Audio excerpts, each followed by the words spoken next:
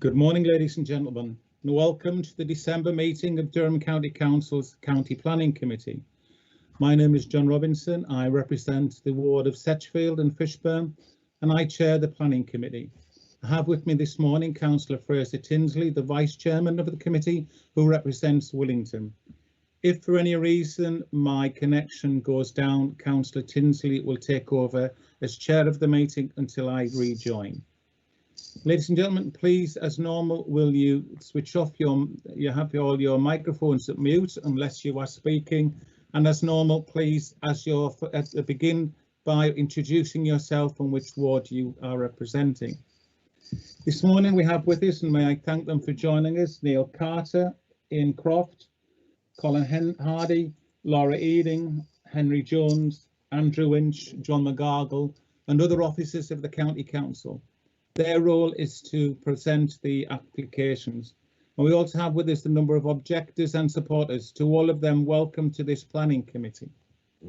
Before the planning committee begins, may I ask, there's been a request to change around the order of business this morning. What is being proposed is, following publication of the agenda, officers have advised that the order in which items 5B to 5D are presented and voted upon should be altered.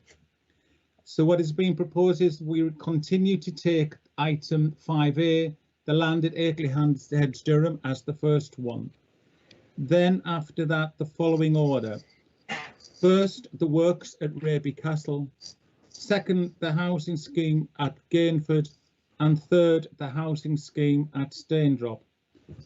The reasons for the revision to the order are that officers consider that the presentation of the Raby Castle works should come first. Partly this is to enable officers to properly set the scene on the works of the castle, to which the two housing schemes relate. And secondly, both housing schemes are predicated on an enabling development principle, which is linked to the Raby Castle. So the proposal is we do Staindrop last, Gainford, and then first Raby Castle.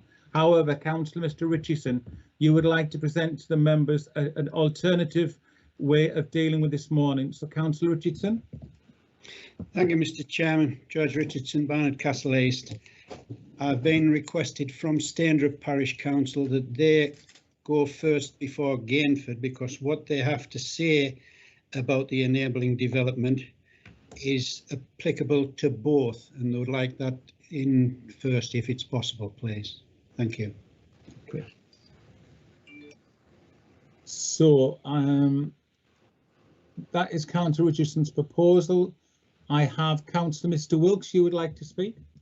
Chair, I'm happy to second that. I have some concerns about the Staindrop development, which I'll bring up when we get to that point in the meeting. I would be very concerned to think that we would be passing a very large development at one point and then almost have pressure put on us at the next stage to then pass the two remaining planning applications when they could perhaps have issues with them. In my view, actually, we should have had the Staindrop application first. Okay.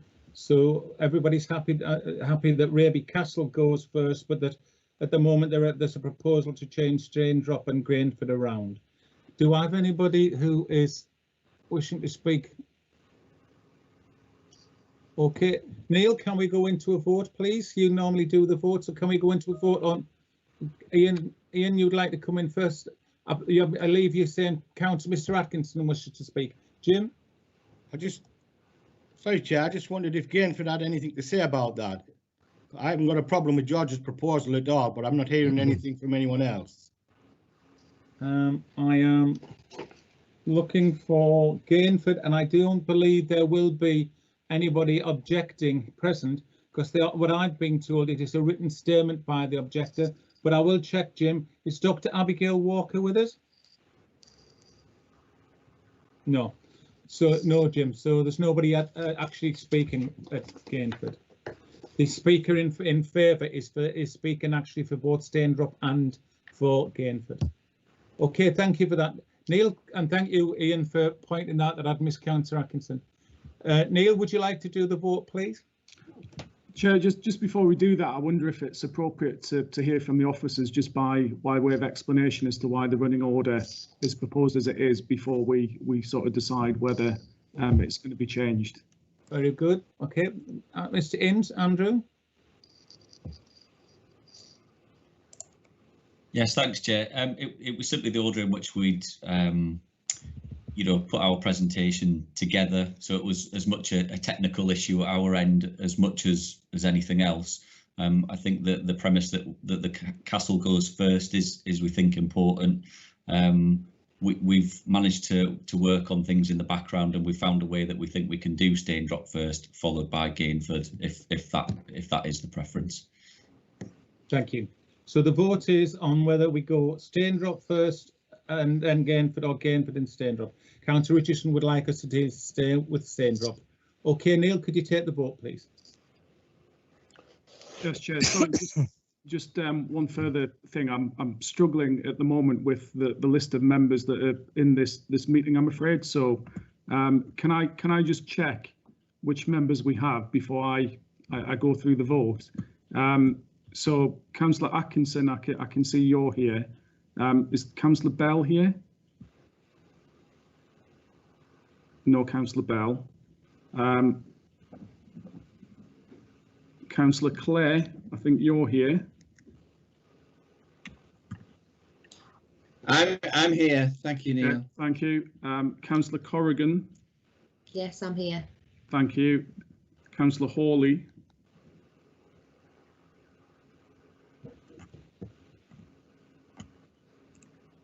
No, Councillor Hawley.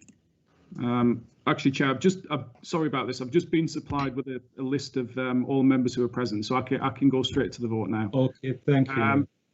So if we start with Councillor Atkinson, are you for or against the motion that's been proposed?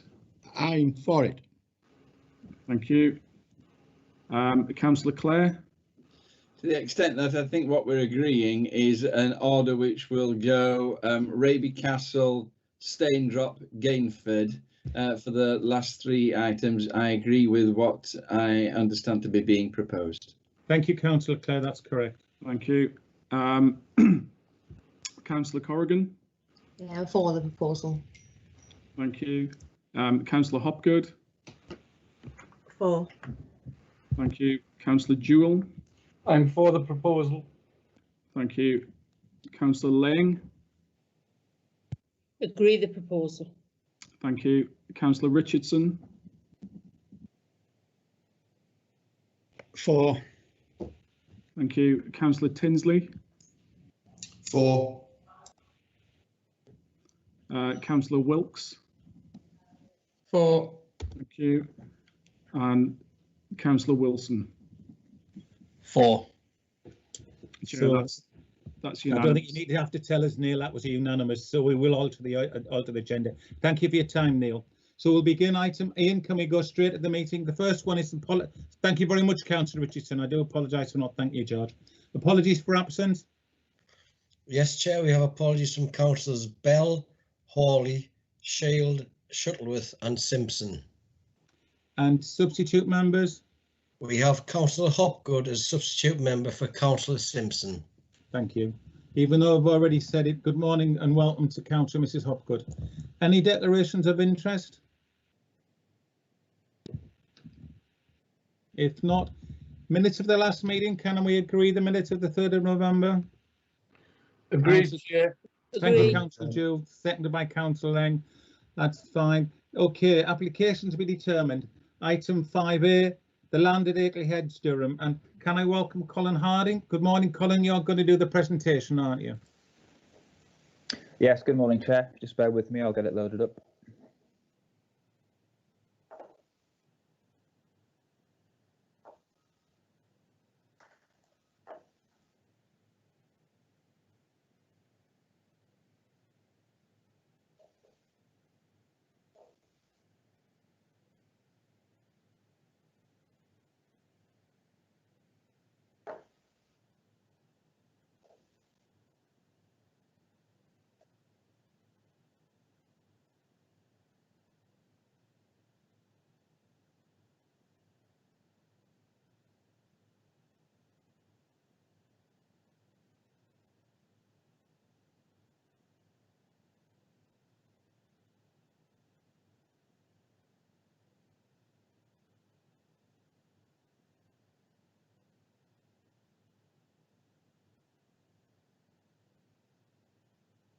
Sorry, it's just taking a little bit longer to load than expected.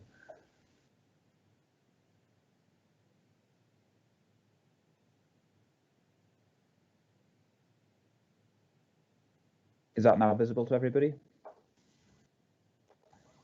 Yes, it's visible to me, Colin. Thank you. Yes, thank you very much. Yes. Yeah, sorry, it took a little bit of time.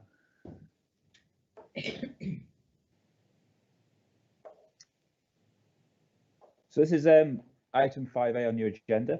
It is a planning application at land at Akley Heads in Durham. It's in hybrid form, and it comprises a detailed planning application for an office block with associated parking and landscaping on an area of the wider site known as Plot C. It also includes an outline planning application with all matters reserved other than access for the demolition of County Hall and the development of a business park primarily comprising B1 office uses, along with A1 retail, A2 financial services, A3 food and drink, D1 non-residential institutions, and D2 assembly and leisure elements. It also includes associated landscaping, a multi-storey car park and relevant infrastructure. Though the application is in hybrid form, it is a single application for the purposes of decision making, and the acceptability of the proposed development as a whole must be considered and a decision reached accordingly.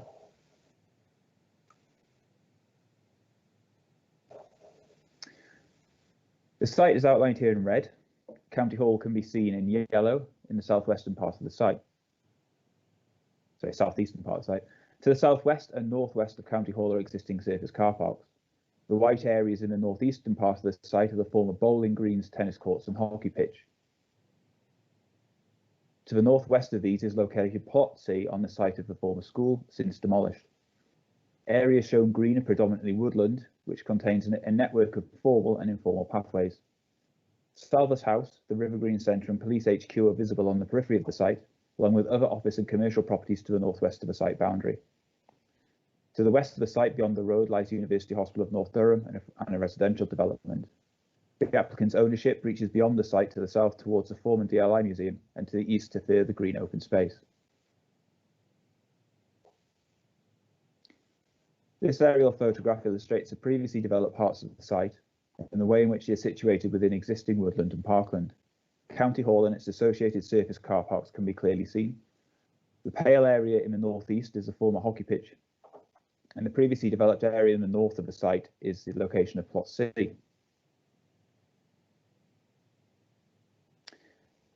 I imagine that members will be generally familiar with the site and its surroundings. However, I'll quickly skip through some images in order to ensure that everyone is familiar with it. As I'm sure we can tell here, this is a view of County Hall from the west.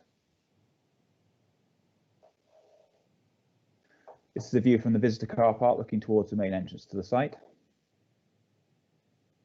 And this is a view over the members, staff and visitor car park, which comprise Plot A South for the purposes of this application. County Hall and the grassland to the south of it will comprise Plot A North. A better view of this area can be seen in this slide here.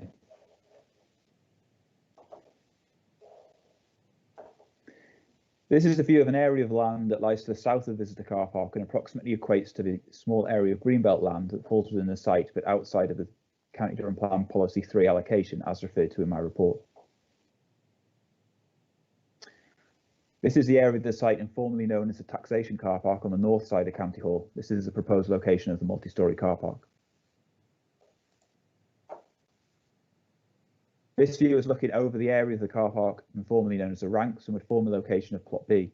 It is worth noting here the terraced nature of this part of the site, along with the relationship between County Hall and Durham Cathedral, which is visible on the horizon. The compound in the middle distance is the COVID testing centre. This is a view over the former bowling green, which would partly comprise Plot D.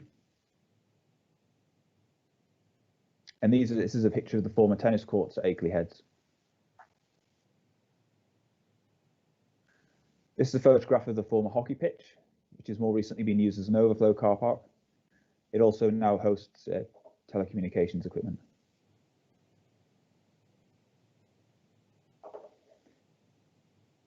This is a view across Plot C at the northern edge of the site, where the previously developed nature of the site can clearly be seen. As can be seen in the following slide, although this area has been used for parking on an informal basis, it is currently fenced and unavailable for such use.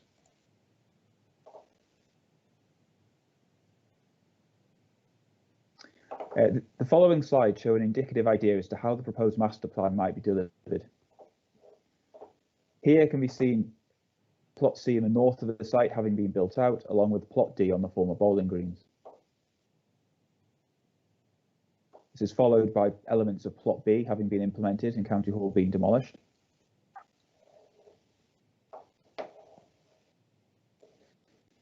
By now, additional development on plot A South has taken place, followed by additional development in this area as shown on the next slide.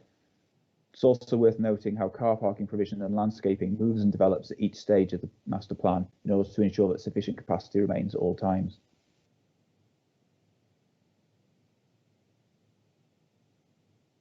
By now, plot B has been implemented, followed on the next slide by plot E on the former hockey pitches and tennis courts.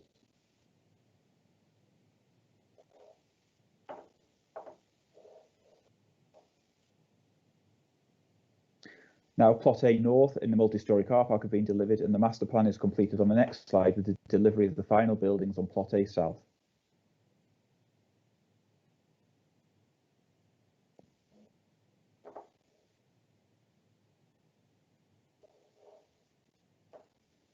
This is an idea of how the overall master plan would look once fully implemented and within its landscape setting. This slide indicates indicative building heights on each part of the site. The largest buildings are likely to be the blocks on plot A North, which is in the existing location of County Hall, and also the multi-storey car park, albeit this would be located on the lowest part of the site.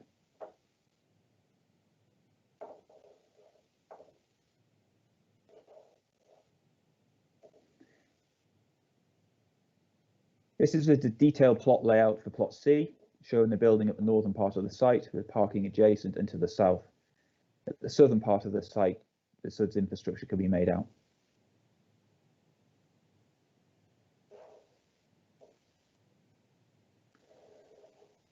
These are axonometric drawings of the building as proposed on plot C, which is of a pavilion design over 3 stories. The following slide contains further visualization.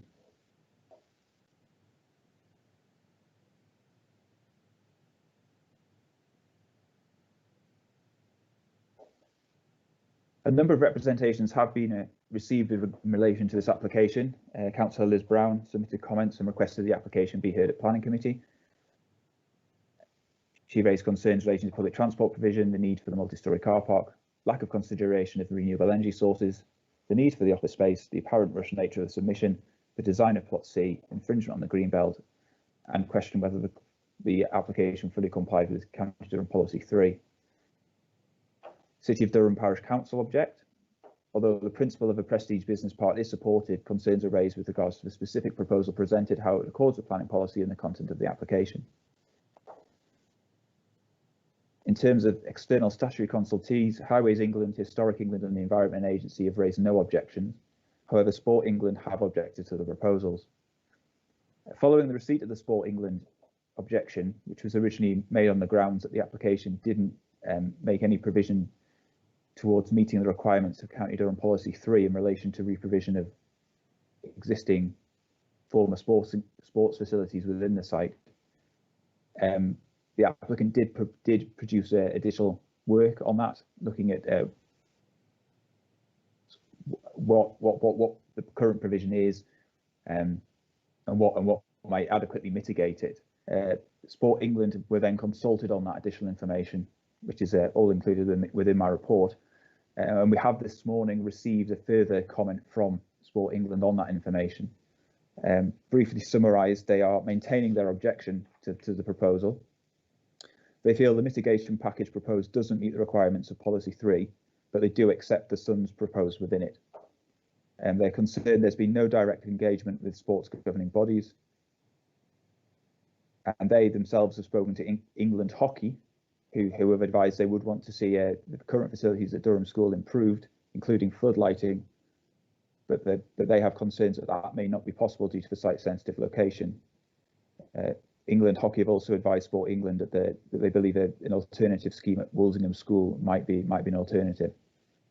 Sport England have also advised their concern regarding the way in which the money would be secured, as there would be no Section 106 agreement with this application. And as a result, there would be no formal mechanism for either Sport England or England Hockey to become involved in the negotiations and influence them. So accordingly, they are maintaining their objection. In terms of internal consultees, no objections have been received. 11 objections have been received from individual residents, raising comments which are all outlined in detail in my committee report. However, these can be briefly summarised as relating to principal development, impact upon the green belt, access and highways, heritage and visual impact, sustainability, climate change, biodiversity, and some other issues. Objections have also been received from City of Durham Trust, Friends of Durham Greenbelt, Elvet Residents Association, the Western Relief Road Action Group, and Transition Durham. Comments are also received from Trinity School and Durham World Heritage Site Coordinator. We also received 3 letters offering neutral comment.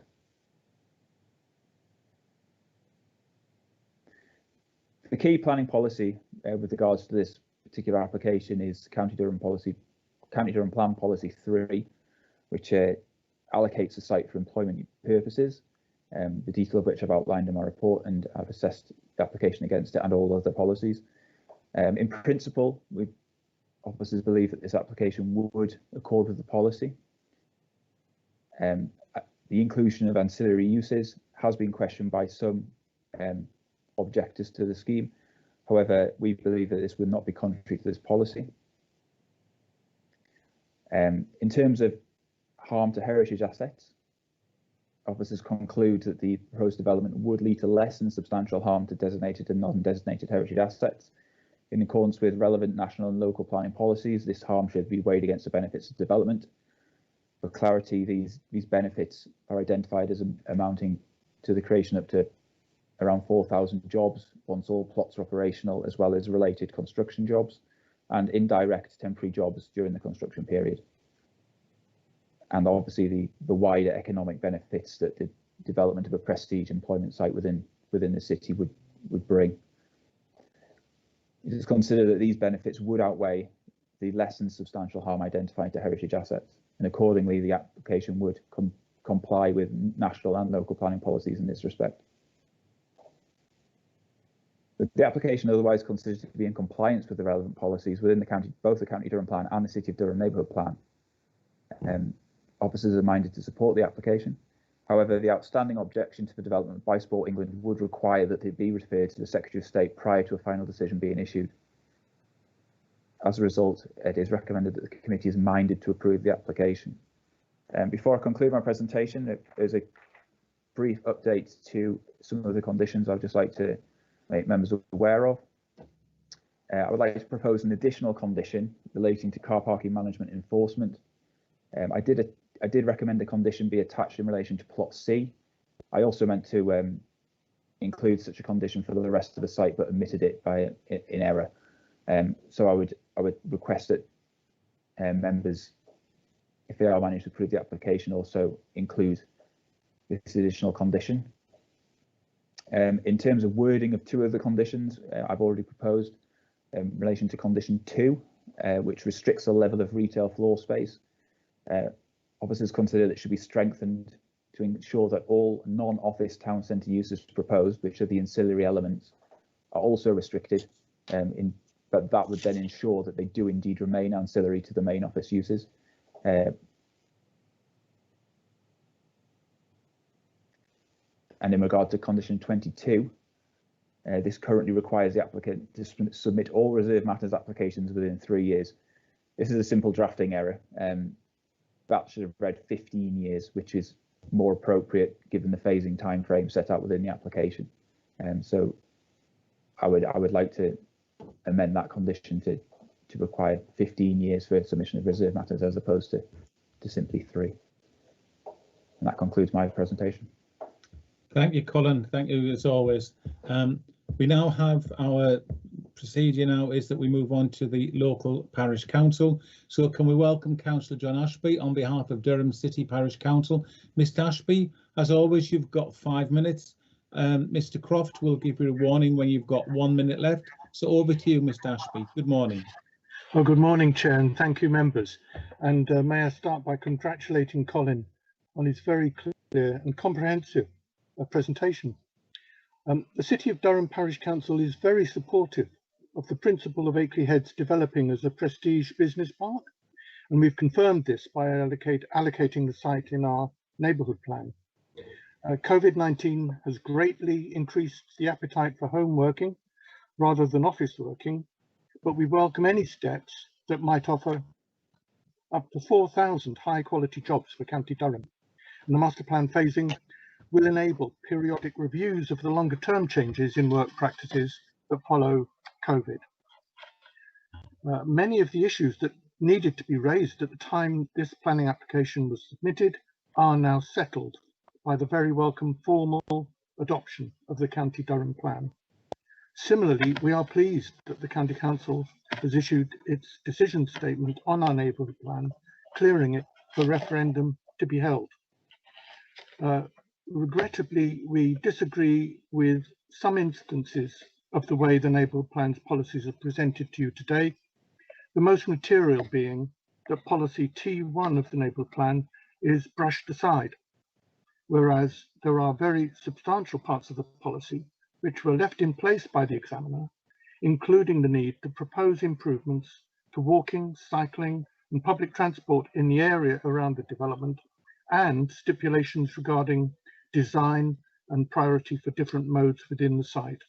This is a highly important set of uncontested requirements, and it is, in our view, a serious omission to have disregarded policy T1 in the assessment of this application. The Parish Council's representations about sustainable travel issues, zero carbon aspirations, high quality design standards and impacts on the green belt, the area of high landscape value and the World Heritage Site will be addressed by my colleague from the City of Durham Trust, and the Parish Council fully endorses his comments. So I can and will concentrate on the other concerns of the Parish Council. The first is with the very unsatisfactory document provided by consultants setting out responses to objections.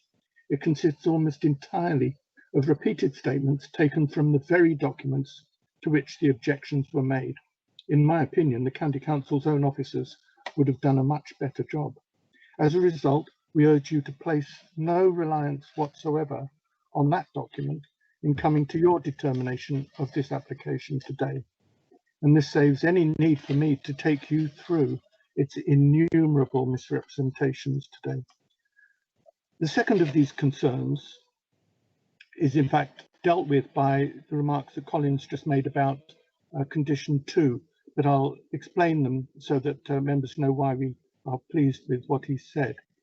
The second of these concerns is the inclusion of several ancillary uses that the County Plan Inspector struck out of policy E3 and deleted the paragraph that sought to justify them.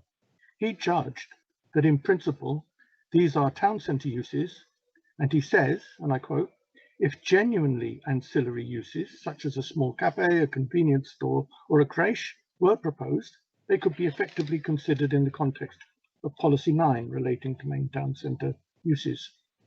And we see a condition is proposed to limit the retail ancillary use to 400 square metres of floor space in total. We strongly support that proposed condition. Consider that protecting not only Framlegate Moor Local Centre, but also Durham City Centre should be added to the justification for condition 2. But also, policy 9, unfortunately, only controls the size of retail developments. So a new condition is needed requiring the master plan to ensure that all the other non-B1 uses are of an appropriate small scale. And Colin has, I'm pleased to say, suggested that. And we support all the other conditions that are proposed in the officer's report. In summary, the Parish Council welcomes the progress being sought on Akley Heads, considers this application can be supported if the conditions in the officer's report, plus ours and the Trust's suggested additional or strengthened conditions are accepted. Otherwise, it should be refused as conflicting with County Durham plan policies 3, 9, 21, 22, 29, 39, 44 and 45 and the Durham City Neighbourhood Plan policies E1, H2, H1, sorry, and T1. Thank you, Chair, for the opportunity to address the committee today. Thank you. No, thank you, Councillor Ashby, and thank you for supplying Mr Croft with your speech so we knew when you were coming up and you didn't need the reminder. So thank you, John. And I think thank you as well to Colin, not just by yourself, but all of us on his report, which is quite a lengthy and in-depth one. But thank you, John. We now move on to the local member, Councillor Liz Brown. Liz, you know as well as I do that there isn't a time limit on you, so we're over to you, Councillor Mrs Brown. Thank you, Chair. And thank you, Colin, for making part of my presentation out of date with his additional conditions, but I'll soldier on. May I start by making it clear that I welcome any employment in the area after the ravages of COVID. I am, however, worried by this application as I feel that it has been rushed through after the government's summer announcement of £9 billion being available for shovel-ready projects.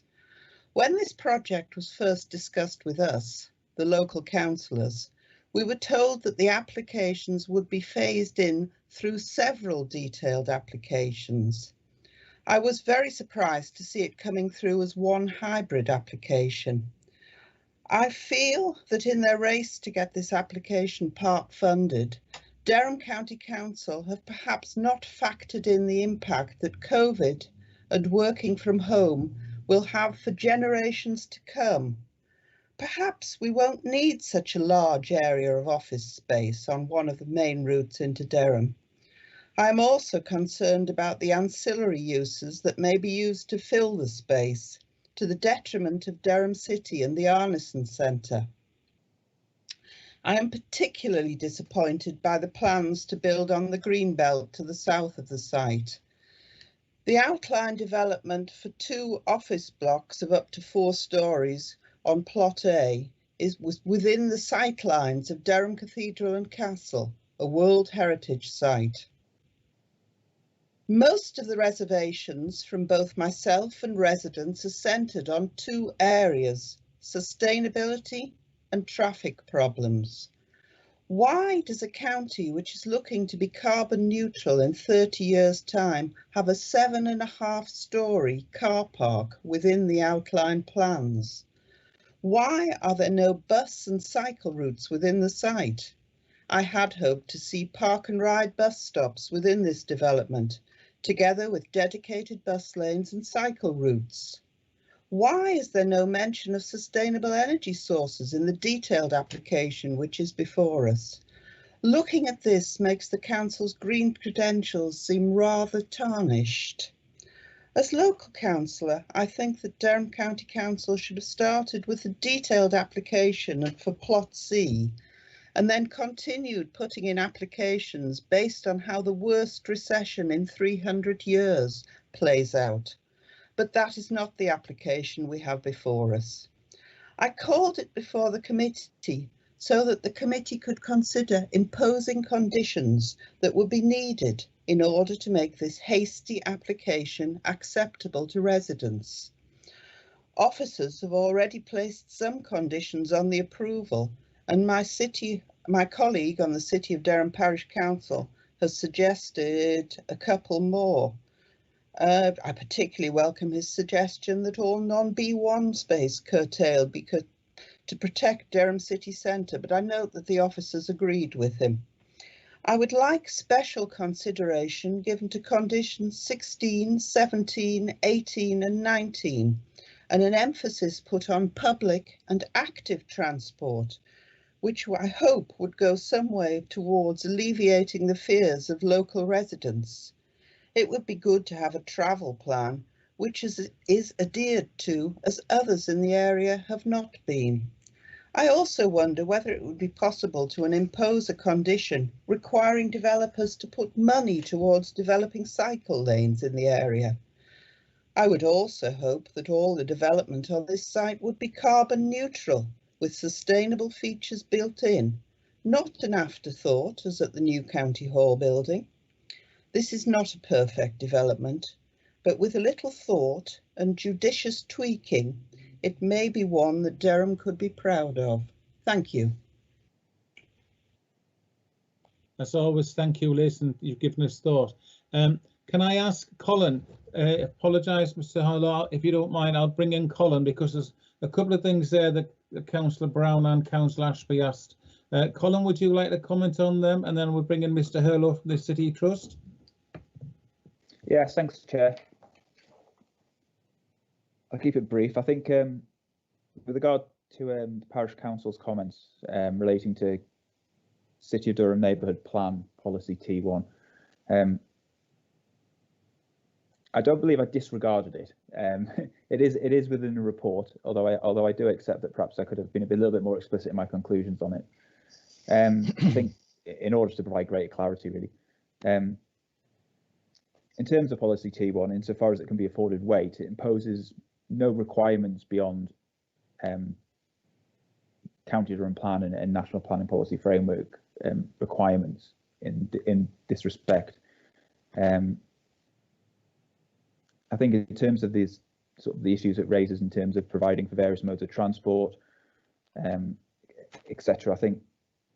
I think there is scope for that to be addressed as the master plan develops through the reserve matter submission. I think we're in a position where the final landscape strategy and how these individual plots will actually operate at that level of detail simply isn't before us at the moment. However, I think in principle there's no reason why that couldn't be incorporated and any reserve matter submissions couldn't accord with policy T1.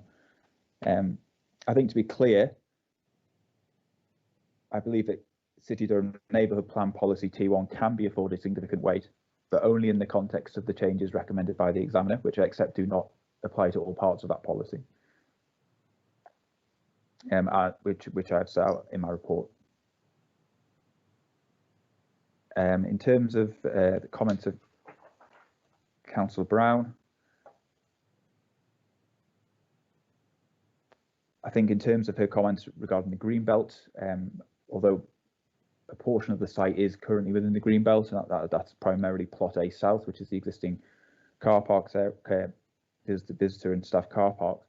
There is provision within policy 3 of the County Durham plan to remove that part of the site from the green belt. So there is only now a very small part of the site which would remain within the green belt. However, there's no development proposed, no built development proposed within that part of the site as part of the master plan. In terms of the sustainable transport comments that she made, as with really with the points I addressed with the Parish Council, I believe that the scope remains for cycle routes and better pedestrian routes and all forms of travel to be properly accommodated within the overall landscape strategy as that develops. I think we would expect that to come forward in order to accord with the relevant planning policies in both the County Durham Plan and the City of Durham Neighbourhood Plan. In terms of whether we'd want to include bus routes within the site, and I believe Mr. McGargle from Highways has some views as to whether the park and ride could be diverted through the site. I believe he thinks that the benefits of that would perhaps not be as significant as perhaps they might initially appear, simply because it will make the journey for other users of the park and ride longer, so may actually overall discourage use to a certain extent. I think I would say that, as my report sets out, that the site is immediately adjacent to a road which is well served by buses, and almost the entirety of the development site is within 400 metres of of those bus stops. I think in terms of how well the site's currently served by public transport, and it is very good. In terms of the sort of the green credentials of the development, I think I set this out as well in my report, that I think we have to accept that, strictly speaking, plot C by itself doesn't necessarily meet all the requirements of the County Durham Plan policy in that respect. However, I think looking at the application as a whole, we've got scope here, and there's conditions proposed to ensure that the plots that are only in outline form as and when they come forward, that they will deliver development which is of a BREEAM very good standard as a minimum in accordance with the County Durham Plan policies. The County Durham Plan was developed in the context of the climate emergency, and the policies within it are reflective of that. So I think the mechanisms are there within our existing policies to ensure that as the site were to develop out, that we would be able to secure high quality development with strong green credentials. I think I'll probably leave it there for now. Thank you very much, Colin. So we now move on to Mr. Hurlow. I'll bring in Mr. McGarkle later on, Liz, after the City Trust to give you the answer in regards to Park and Ride. Good morning, Mr. Hurlow. You are here on behalf of the City of Durham Trust. Sir, you've been here before, so you know the process. You've got 5 minutes. After 4, Mr. Croft will give you a minute's warning. Over to you, Mr. Hurlow. Thank you, Chair. It is with considerable regret that the Trust feels obliged to object to this application in its current form. This is because substantial, well-researched and well-intentioned comments from a range of local, professional and experienced members of the Trust, other organisations and the wider public have been passed over by the Council without any meaningful improvement in the proposal. For example, the considerable inadequacies in the heritage impact assessment, and for that you need to see the ICOMOS guidance. Because of the strategic importance of the site, it requires a truly exemplary development that will be at the forefront of sustainability and live up to the Altogether Better badge. The Trust's submitted comments were intended to assist in achieving this. At this late stage, the only way of improving this application is by imposing much more stringent conditions or to refuse it and require resubmission. The full force of the County Durham Plan policies should be applied, ensuring adequate and continuing democratic scrutiny. Specifically, the Trust seeks the following conditions. Design code. The submitted information does not constitute a full and coherent design code for the outline application. This should be required to include the full range of sustainability needs, and I'll follow on with those. Sustainable transport, and this is in response to the climate emergency. Set a more demanding travel plan, initially at bronze level, but achieving goal within 5 years of operation. Require off-site improvements for walking and cycling access that, quote, contribute to the development of safe strategic cycling and walking network, close quote. Require an on-site path network plan for utility journeys and leisure activities, stipulation of design standards, priority over vehicle movements, and a detailed disabled accessibility statement, thereby, open quote, prioritising the needs of pedestrians, cyclists, public transport users and people with a range of disabilities, close quote. Require provision for bus access into the site and a subsidised service funded through contributions from car parking charges or building rents. Moving on to sustainable energy, again in response to the climate emergency. Require BREEAM excellent standard, not just very good. Ensure use of the best current heating generation, not just gas boilers or similar. Maximise use of passive solar gain and solar energy generation. Plan for future standards to avoid expensive retrofitting. As Plot C needs rapid attention to maximise its sustainability performance, apart from the design process parts of the BREEAM assessment, ensure that it meets at least the construction standards for excellent. Require 50% electric vehicle charging points and require separate storage and collection of recyclable waste. And moving on now to sustaining the landscape and heritage environment, World Heritage Site impact, require more detailed analysis including community input and conforming to ICOMOS standards, apply essential height constraints to Plot C and design code to specifically avoid penetration of the green areas of the World Heritage Site in a setting, ensure the impact is less than that of the current county hall, and where some penetration is absolutely essential, ensure mitigating design and building greening, emerge this into the backdrop. Greenbelt, require detailed analysis of the relationship of Potte South excuse me, to the adjacent greenbelt and boundary, ensure realistic assessment of impact and any mitigation landscaping, increase mitigation to include orientation, design and building greening, merging again the buildings into the backdrop, together with any compensatory landscape. As there is limited space for additional tree planting, realistic estimates are needed of timescale and effectiveness of screen value, require advanced tree planting within non-developable spaces for all plots except C. In conclusion, the committee should also be aware there's a worrying response from ICOMOS, they're the advisors to UNESCO, the World Heritage Site Controlling Authority, for another Durham City major development under consideration. This concludes, and I quote in parts, ICOMOS also points out in its review the high vulnerability of the immediate setting of the property, that's the World Heritage Site, and advises that a reappraisal of regulations for the immediate setting of the property should be undertaken urgently, close quote. Property in this case means World Heritage Site. Immediate setting, we think, is the inner setting of the World Heritage Site. If this development, Akley Heads, were to come under similar adverse scrutiny by ICOMOS, it could jeopardise Durham's future World Heritage Site status. Thank you, Chair. That's the end of my presentation. Thank you, Chair and members and officers. Thank you very much, Mr. Hurlow. And again, like Mr. Ashby, we had a copy of your speech, so we didn't need to interrupt. I appreciate that. Thank you so much. I said earlier for Councillor Brown that we'd bring in John McGarkle. So if we bring in John McGarkle, then we'll bring in Colin Harding before going to members for technical questions. John, do you want to come in? Thank you, Chair. Briefly, just a response on a few points with regards to sustainability of the site and sustainable transport links to the site. The B6532 runs in front of the site. It carries 3 bus stops, both southbound and northbound, which are served by 8 services, including Durham City's Park and Ride service from Snidely. Those services extend as far as Concert, Newcastle and South Shields.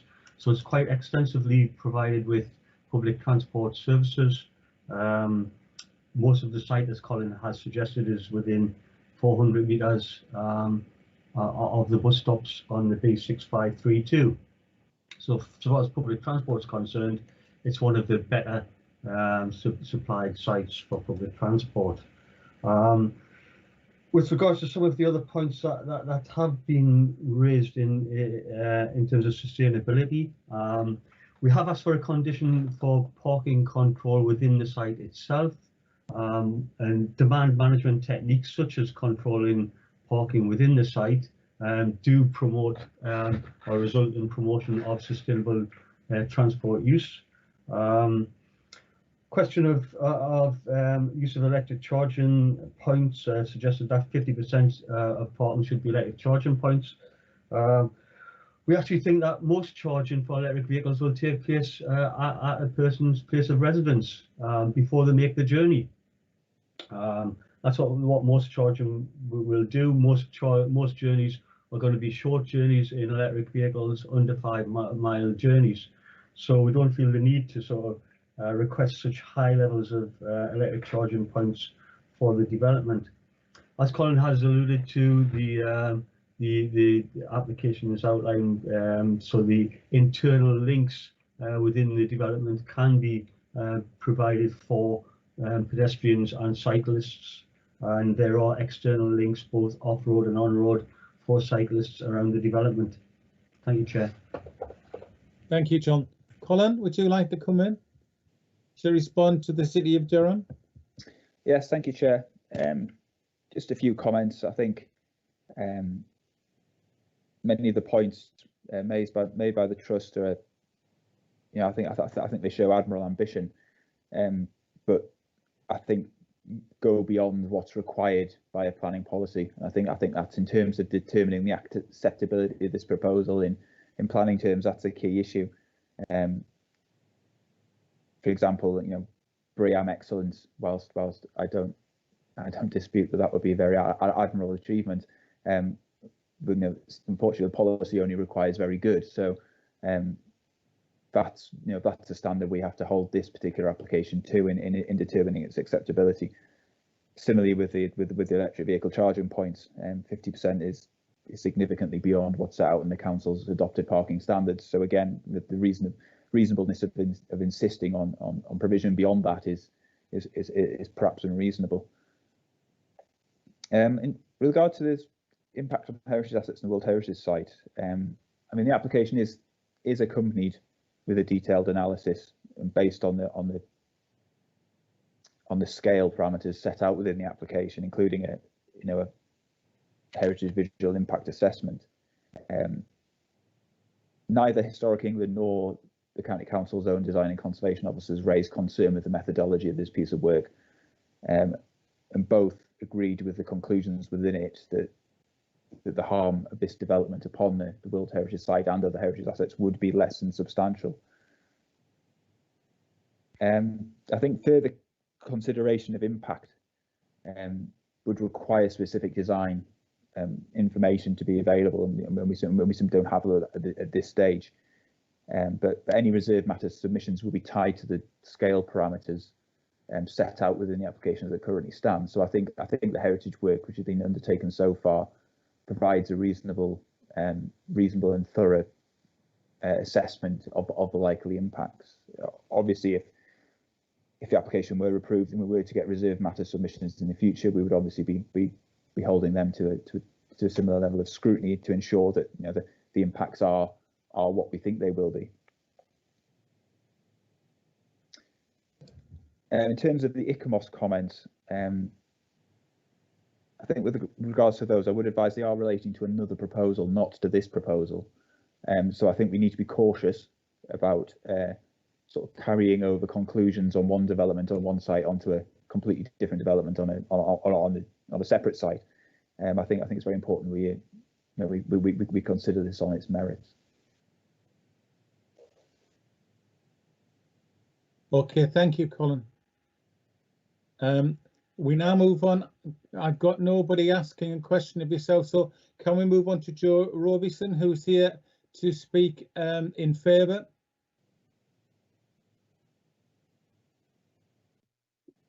Mr. Robison? Oh, I do apologise, Joe. I really do apologise. Good morning. Good morning. Thank you, Chair. I'm Jo Robison. I'm a director at DPP, and I was the planning consultant for this planning application, so I'm speaking on behalf of the applicant today. I'd firstly like to thank the various speakers for their comments. If we're granted planning permission today, we very much look forward to working alongside the stakeholders to deliver this important development for Durham at Akley Heads. So what I wanted to do today is just get to the heart of what this planning application is delivering. The County Durham Partnership have set out their vision for Durham in 2035, with the aim being to bridge the gap between Durham's economic performance and other parts of the North East and the UK, recognising that the people of Durham themselves want to see its economy thrive and with more and better jobs for everyone. The Council pledged to achieve this by 2035 through committing to develop major employment sites in areas which will attract investment, providing sites that are accessible to the labour market to attract new employers, building a strong and competitive economy, establishing Durham as a premier place in the North East to do business. Delivering Akley Heads and its associated 4,000 new jobs is a crucial part of realising this vision. The proposed master plan will deliver a key strategic employment site in accordance with its allocation in Policy 3 of the newly adopted County Durham Plan. In line with this allocation, the application seeks permission for just over 38,000 square metres of floor space, made up mainly of office uses, but also proposes some small-scale ancillary uses. These are tightly restricted in size so as not to compete with any local centre, but providing a degree of supporting services on site to encourage positive social interaction and use of the public realm. This is something that's very typically offered in successful business districts and is supported by Policy 2 of the County Durham Plan.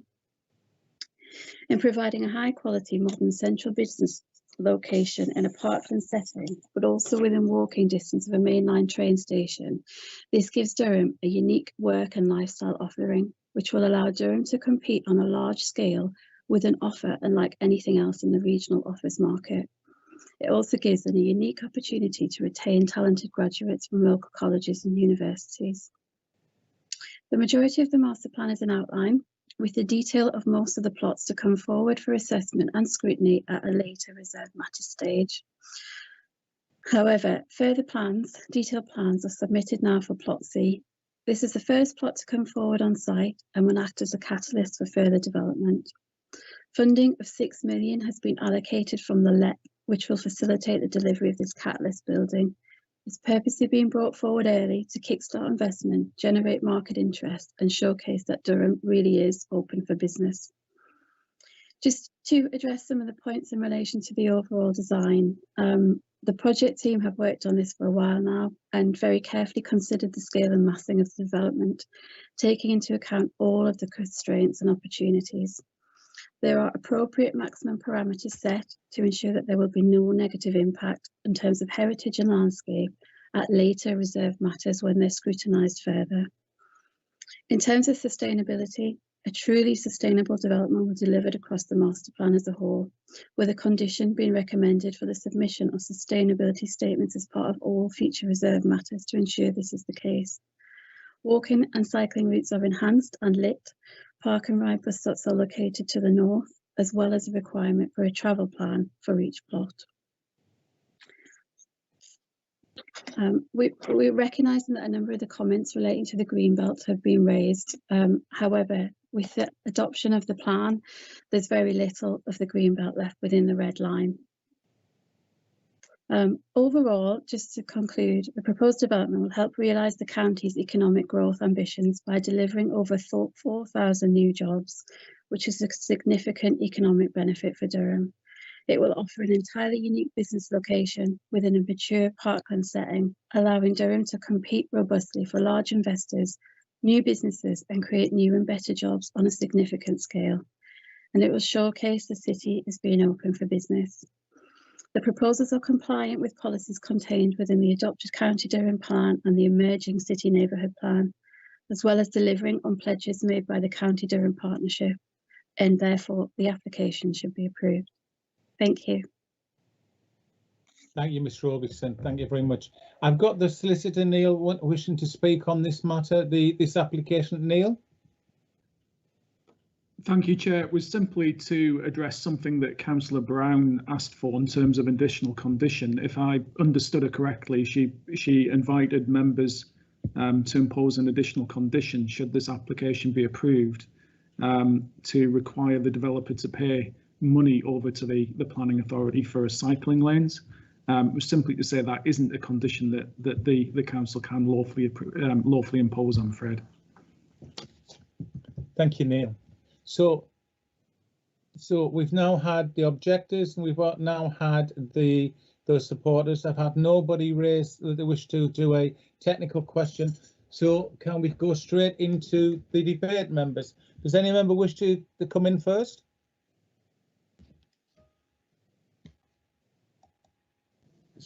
Fire away. Is that I think that is Councillor Mr Wilkes. So Mark, would you like to go first? Good morning, thank you, Chair. I have got 4 questions for different officers, so it would be okay to just ask them and get a response to each one in turn to avoid confusion. The first one is, I feel quite strongly that the impact on Akley Heads roundabout is going to be significant because there's going to be clearly a lot more traffic in this area, but there's no mention of it in the report at all, and I don't appear to be able to see any kind of improvements proposed or detail on them. And so I'm just wondering if Mr McGargle could just outline what improvements are proposed for Akley Heads roundabout as part of the whole application. Thank you. That's the first one. Do you want to come in, John? Yes, Chair. Thank you, Chair. Chair, the amount of trip generation for this new development is actually less than the current trip generation for the existing development. That's because there will be, as I referred to before, demand management in place, which will mean that there will be a restriction on the amount of parking place that is provided within the site. The transport assessment sets out the number of trips that will be generated based on surveys that have been taken of the number of trips to parking space within County Hall development, and from that it shows that there actually won't be an increase in the amount of traffic on the local network.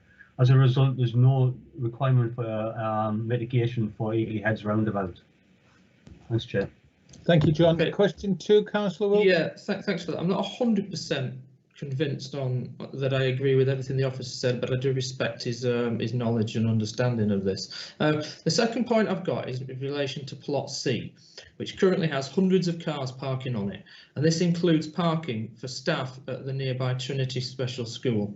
The staff and visitors of this school are specialists. They live all over the region Some of them are travelling in and out of the site on a regular basis. At the moment, many of the staff and visitors are having to park on the Plot C area where there's an unofficial car park which has been there for years, and the authority has in effect said, well, I believe now has a moral duty to ensure that those staff have somewhere to park, because when the school was built there was insufficient parking and they were told they could park on the Plot C site.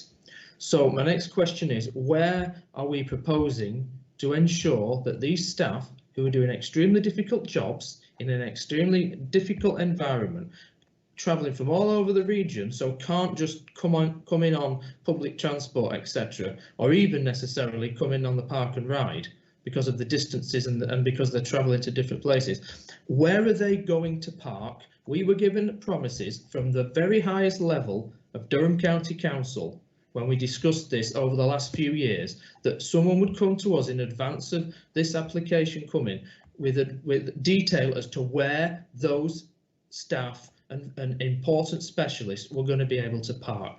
At the moment, my understanding is there's going to be permit parking on this site. There's been no guarantees provided to me, and I raised this in advance of the meeting, Chair, as well. I've had no guarantees as to where those staff are going to park, and I'd like an answer today because it's really important. John, sorry, Mr. McGargle, over to you. Thank you, Chair. Yes. First of all, Chair, with regards to the Trinity School was constructed with parking space, which was justified by the school themselves, justified within the transport assessment for the school, and we were persuaded that enough parking was to be provided for the school. Along with the parking provision, of course, the school has a school travel plan to promote sustainable travel to the school. The opportunity has been taken from drivers to park on a piece of land which is not associated with the school. It is a piece of development land. I think if we remove the fact that it's the county council's development land, it is a piece of development land that they've taken the opportunity to park on. That development land is now closed off. It's fenced off, as Colin showed in his presentation. So there's no longer that opportunity anyway to park within that land. The opportunity is being taken by drivers to find free parking in the area, and they park there. What will the county council do in terms of providing space for those people who are no longer able to park on that piece of land? That's up to those individuals to find a suitable solution to their parking demands. So yes, parking right will provide suitable provision for people within the area, along with other types of sustainable travel modes of transport. Thanks, Chair. Thank you, John. Back to you, Councillor Wilkes, question 3. Thank you, Chair. I'm not satisfied with that answer. I'm going to bring it up with the Chief Executive of the Council after this meeting, because we were given assurances that there would be assistance. My third question, and I'm not sure which officer might be able to answer this, possibly Mr. Harding. Can someone specifically confirm with a yes or a no, is Plot C proposed to be heated using gas boilers? And is any on-site renewable energy production proposed on Plot C as part of this current application? Colin, Mr. Harding, is that going to be you? Yes, thanks, Chair. Well, I think the simple answer is, with regards to the content of the application, is that there's no detail provided as to what the heating system will be. I don't know whether the applicant today is in a position to expand further on that, but in terms of the planning application, there's no information provided. Similarly, there doesn't appear to be any other form of renewable energy generation within Plot C included within the planning application. Whilst I'm on, I will just go back to Councillor Wilkes' previous point. I did contact the applicant with regards to the parking issue with Trinity School, and they have advised me that there has been some dialogue with the school over the last couple of years, I believe, in terms of trying to address parking issues at Trinity School. I don't know, again, whether the applicant is in a position today to be able to provide further information on that to assist Councillor Wilkes, but that's what I'm aware of. Ms. Robinson, would you like to comment? Has you been mentioned twice? Yes, hi. Just on Plot C specifically, the M&E details are still being worked up for Plot C, so there is no information in relation to how the building will be heated. It's not something we'd normally need to determine as part of the planning process, so I just don't know. In terms of Plot C, I guess there is a case to say, you know, we've secured 6 million from the LEP, and this building is going to be the catalyst building to kickstart the market interest in the rest of Akley Heads and to bring it forward. So what the council are doing is, I guess we've looked at various sustainability measures, which include this low energy LED light fittings, the electric vehicle charging points, managing air movements, putting solar reflective on the glazing. So I feel like, you know, we're dealing with this as a kickstart, as a catalyst building for the rest of the site, and actually the application being determined is the whole application and the whole site, and is not just specifically relevant to Plot C. There was referenced by Mr. Harding that you may be able to answer the question about parking for the school, for Trinity School. Yes, so I think there has been conversations ongoing between the applicant and Trinity School. There was a car parking plan drawn up. I've seen a copy of the plan which was drawn up originally. I think there was some initial conversations about the minibus not being able to turn around in that location. So it was rejected by the school, but I think COVID got in the way of those discussions. So I'm fairly certain that those discussions and that plan could be worked up into some sort of detail that they would be happy with. So I don't think that they've not spoken to them. There has been ongoing discussions, and they have seen a car parking plan. Thank you, so I think thank you very much. I think that would answer Councillor Wills. Yeah. Councillor Mark, thanks, Chair. Yeah, there's just one last thing which was brought up by the officer when he was going through the report in respect of condition 22, where we're told that the applicant's now going to have 15 years to bring forward the reserved matters. Given that the outline elements of the application barely meet the current minimum environmental and sustainability standards that we're being asked to pass, and the application is for buildings that are going to be constructed up to 15 years from now, from what we're now being told, to a standard that would render our climate change targets impossible to achieve, potentially, if we are actually retaining the ownership of this site. Can officers confirm that if we pass this application, the applicant would be getting away with building everything on the site to current BREEAM standards in 2020, even 15 years from now, accepting the fact that Plot C doesn't meet the standards? Can I have a reassurance that that isn't the case? Mr. Harding, Colin. Thank you, Chair. Well, I think the easy answer to that is that the County Durham plan period, the period for which the plan is designed to run for, would take us to the end of the development period. So at this stage, there's no reason to think that would, you know, the requirements in it would change before the 15-year period is up. I mean, notwithstanding that, obviously there's the planning side of standards of development has to meet, but there's also the building regulations, which also include elements of sustainability and green design. And there's nothing to say that they won't be updated over the next 15 years as climate change nationally develops, I guess, in terms of that kind of picture. So I can't provide council with any assurance that, you know, that the building regs wouldn't change. So it may be that although this application, if approved, would hold any applicant or the council's applicant to a standard as currently set out within the County Durham plan in terms of sustainability, I can't guarantee that wouldn't change by other means beyond our control. Thank you, Chair. Thank you, Mark. So we now have 3 other members wishing to speak. Councillor Atkinson, followed by Councillor Hopgood. So can we start with Councillor Atkinson, Councillor Hopgood, and then I've got 2 others. Councillor Atkinson. Yeah, just following Councillor Wilkes there, is this the members' debate we're having now, or are We are, still sir, asking yeah. technical questions? No, I asked if anybody wanted questions. They didn't. We went into debate, so we're in debate, Jim. Anything you like to say, you can say. Yeah, okay. This is Councillor Jim Atkinson from Akley Heads. This is obviously a very large plan, and the thing that I've focused on most is the recommendation that the officers are given, which is minded to approve. So as I've looked at in all of the detail that's in there, then yes, of course, there are some concerns, and there's bound to be concerns, but they're going to be looked at. And I've listened to the debate this morning. I listened to Mr. Ashby, who's supportive of the idea, but he has some concerns, and he's heard them this morning, or some of them, and he's quite right to do that.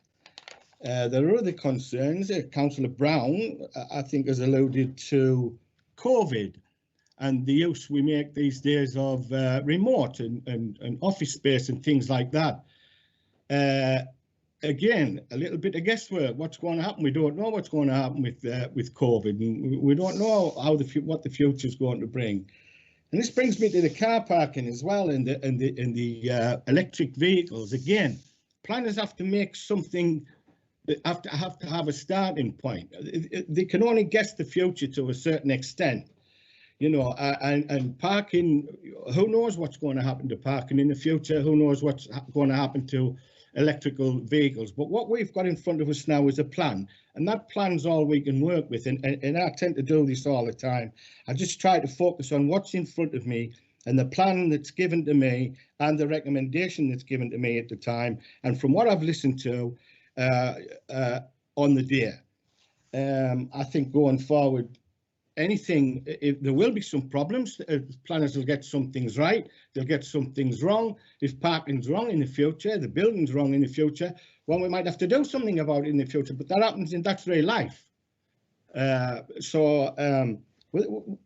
far as I can see, looking at the plan and all the difficulties that are going to come with it, to me, minded to approve is just about where it's at, as far as I'm concerned. So, as I say, from my point of view, I would be happy to go with the officer's recommendation, and I would propose that. As I said, I'm the first one to speak. I haven't listened to anybody else, but that's the judgment I've made. Thank you very much, Jim. I now have Councillor Hopgood, followed by Councillor Tinsley, followed by Councillor Wilson. So, Amanda? Yeah, thanks, Chair. And I'm interested to hear what Councillor Atkinson said about we don't know what's in the future, but we do know what's in the present, and we know the traffic issues that are already on that site now. Sorry, I didn't introduce myself. Councillor Hopgood from Fromagot Moor and Newton Hall Division. So what I would like the committee to consider is recommendation 17. And that refers to transport plans and parking. Trinity School had a transport plan. It didn't work, so it was just dismissed, and they never got a replacement one because the initial one that was introduced when the school was built wasn't able to be enforced, and therefore there is no transport plan. It's a special school with 99% of children attending school in school transport vehicles, be it taxis or minibuses. If any one of you wish to go along there between 2 and 3 o'clock in the afternoon, you will find the main road absolutely nose to tail with taxis on the double yellow lines. So the prospect of traffic enforcement has never happened for 6 years.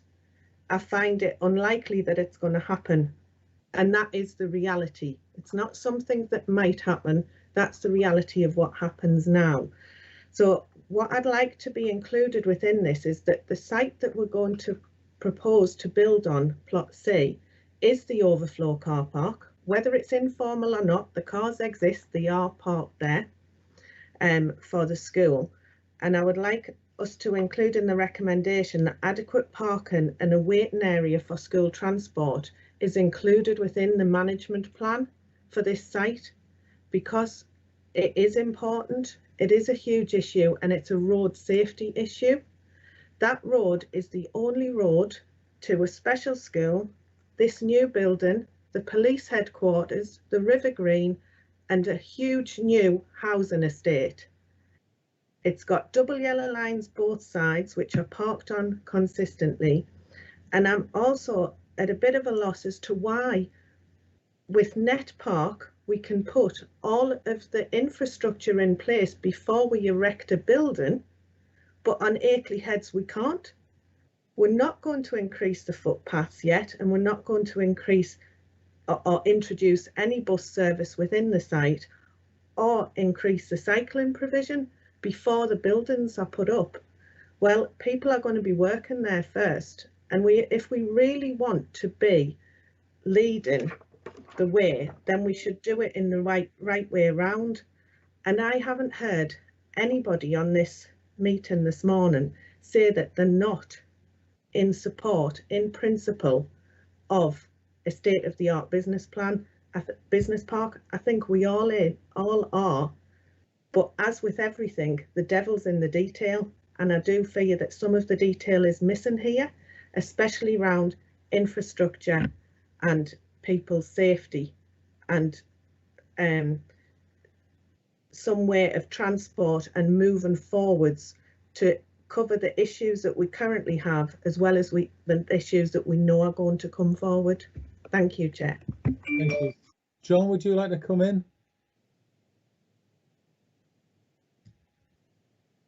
John McGargle? Yeah, thank you, Chair. Sorry about that, Chair. Yeah, Councillor Good has suggested that there are traffic issues with the school. The County Council have been working intensively with the school to try to address some of those traffic issues. As we've said, most of the school pupils arrive by taxi minibus, and provisions being made to accommodate those taxis, minibuses, etc. Enforcement is unlikely to happen for parking control within the site was suggested. That is something that will have to be addressed through a parking strategy for the site itself. The interesting point about overflow car park for the school, the land was never intended on plot C for overflow car park for the school when the school was built. It brings into question here, which I suppose members have got to consider, the question of supply and demand for parking provision. If you build it, they will come. I'm sure we've all heard that phrase. And if we build parking, we know that people will come and park. How does that measure up against promotion of sustainable travel and sustainable transport ethos if we continue to build parking space uncontrolled? People will choose then to drive the vehicles. So there is a sort of dichotomy there, I suppose. Taking on board what Councillor Hopgood has said, we have a condition 17, which requires parking management, and within that condition, meeting that condition, we will aim to ensure that parking management is suitably implemented for the whole of the site. Thank you, Chair. Thank you, John. Mark, I know you want to speak, but I did say that Fraser Tinsley would go next. Councillor Wilson has left the meeting, so he obviously will not speak. So for Councillor Tinsley and then Councillor Wilkes. But I know you want to go directly to John McGarkle, Mark, so I noted that. Fraser? Thank you, John. Yeah, I think we've got to be careful here. I think it's important that we do take a step back and have a look what we got here. And I think everybody's in agreement that the principle is welcoming of a business park in this location. And I think we've got to remember we're going to put something in here that's our opportunity to compete with the likes of Manchester, Cambridge, York in terms of getting investment into County Durham, which is really important. We're talking about 4,000 jobs and high quality jobs, and that's about a legacy, a positive legacy for the future and for future generations.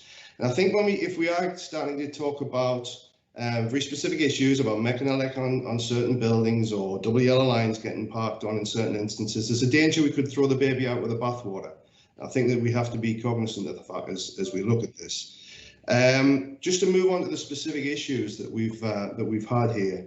If we look at the traffic issue, I think important when we are talking about a national scale development, we shouldn't forget the proximity to the railway station. It's one of the key selling points on this development. We're 10 minutes walk from a national railway station.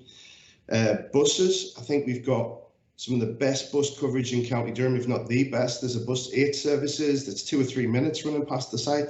I don't think we need a bus service running through the site. As Colin said, it's everywhere in the business park will be within 400 metres. That's a stroll of a bus stop for most of us. Yes, there's parking provided on the site in a multi-storey, but I think in County Durham we have to realise that many people do rely on a car to get to work, and it's really important that we do provide that. Then moving on to the office element, and I think it's absolutely is right. Well, with COVID, Brexit, that we do pause and think about what the demand's going to be for office space moving forward. But I think you have to remember this is a 15-year permission. So if we grant permission outline here, there's a possibility that reserve matters could be coming in 15 years' time. People will be actually sitting at their desks in 20 years' time in some of the offices that have been built here. So this does give the scope for flexibility as we move forward over that generational time frame. This is what we're talking about here. Then we move on to the design issues, which I think have rightly been brought up in a context of this. I think the design of plot C it's good, it's positive, it's absolutely appropriate for a location such as this. And then we talk about the setting of the World Heritage Site with the larger outline element of the scheme. I haven't heard anything presented that would say that it does jeopardise that World Heritage status. I think it's been inferred, but there's nothing absolutely there. There's no evidence that it will, and that's really important because we all say that is important.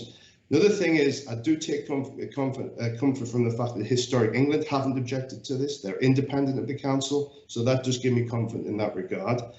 Also, a lot of the specific design matters about the development will be taken care of at reserve matters stage, which we're not at yet for most of the site. We're at outline stage. And finally, the height of the building, which is an instinctive one you think about in terms of impact with the cathedral and everything. We must remember that all of this development, the envelope for all of this development is lower than the existing height of the County Hall development. We talk about a 7.5-storey multi-storey car park. In actual terms, an equivalent of standard heights, that's going to be around 5 to 6 stories. County Hall's around 7.5, I think. So it's really important to remember that. Then moving on to the Greenbelt issue, this has been talked about moving into the Greenbelt area. I think we have to remember what the point of Greenbelt is. It's about coalescence of settlements. What we've got here is very minor incursion into Greenbelt. It's de minimis, in my opinion, in that regard. Then we move on to the ancillary uses, the non-B1 uses. I think the point has been brought up as well that when you're looking at creating a development like this at this scale, it's actually very important that you do bring other uses into a scheme. We don't just want to stir around single-use business park development in this location. This is on the outskirts of Durham City. This is important. I think providing 3% non-B1 floor space. To be frank, I'd have been comfortable if we'd gone higher than that, but I think that's a good starting point on that. Prematurity, I think Councillor Brown talked about, is this premature? My opinion on that would be no, it isn't. And I'll back that up with saying we've got a specific policy in the development plan that relates to this site, and that development plan in its 2 iterations has been on the go for a decade now. So this isn't a premature application that's coming forward here. Sport England objection that we have in there, I think we're proposing to make a payment of £300,000 to cover replacement of those playing fields. I think that is a satisfactory provision. Yes, it's not covered by 106. It is a transfer within the council, but I think it's understandable in the context where the council had the applications on this, and council will be partly responsible for that re-provision. So really, when we look at this site, I think just to bring it to a conclusion, I think a lot of the issues that are brought up will be dealt with at reserve matter stage on the outline element of this scheme.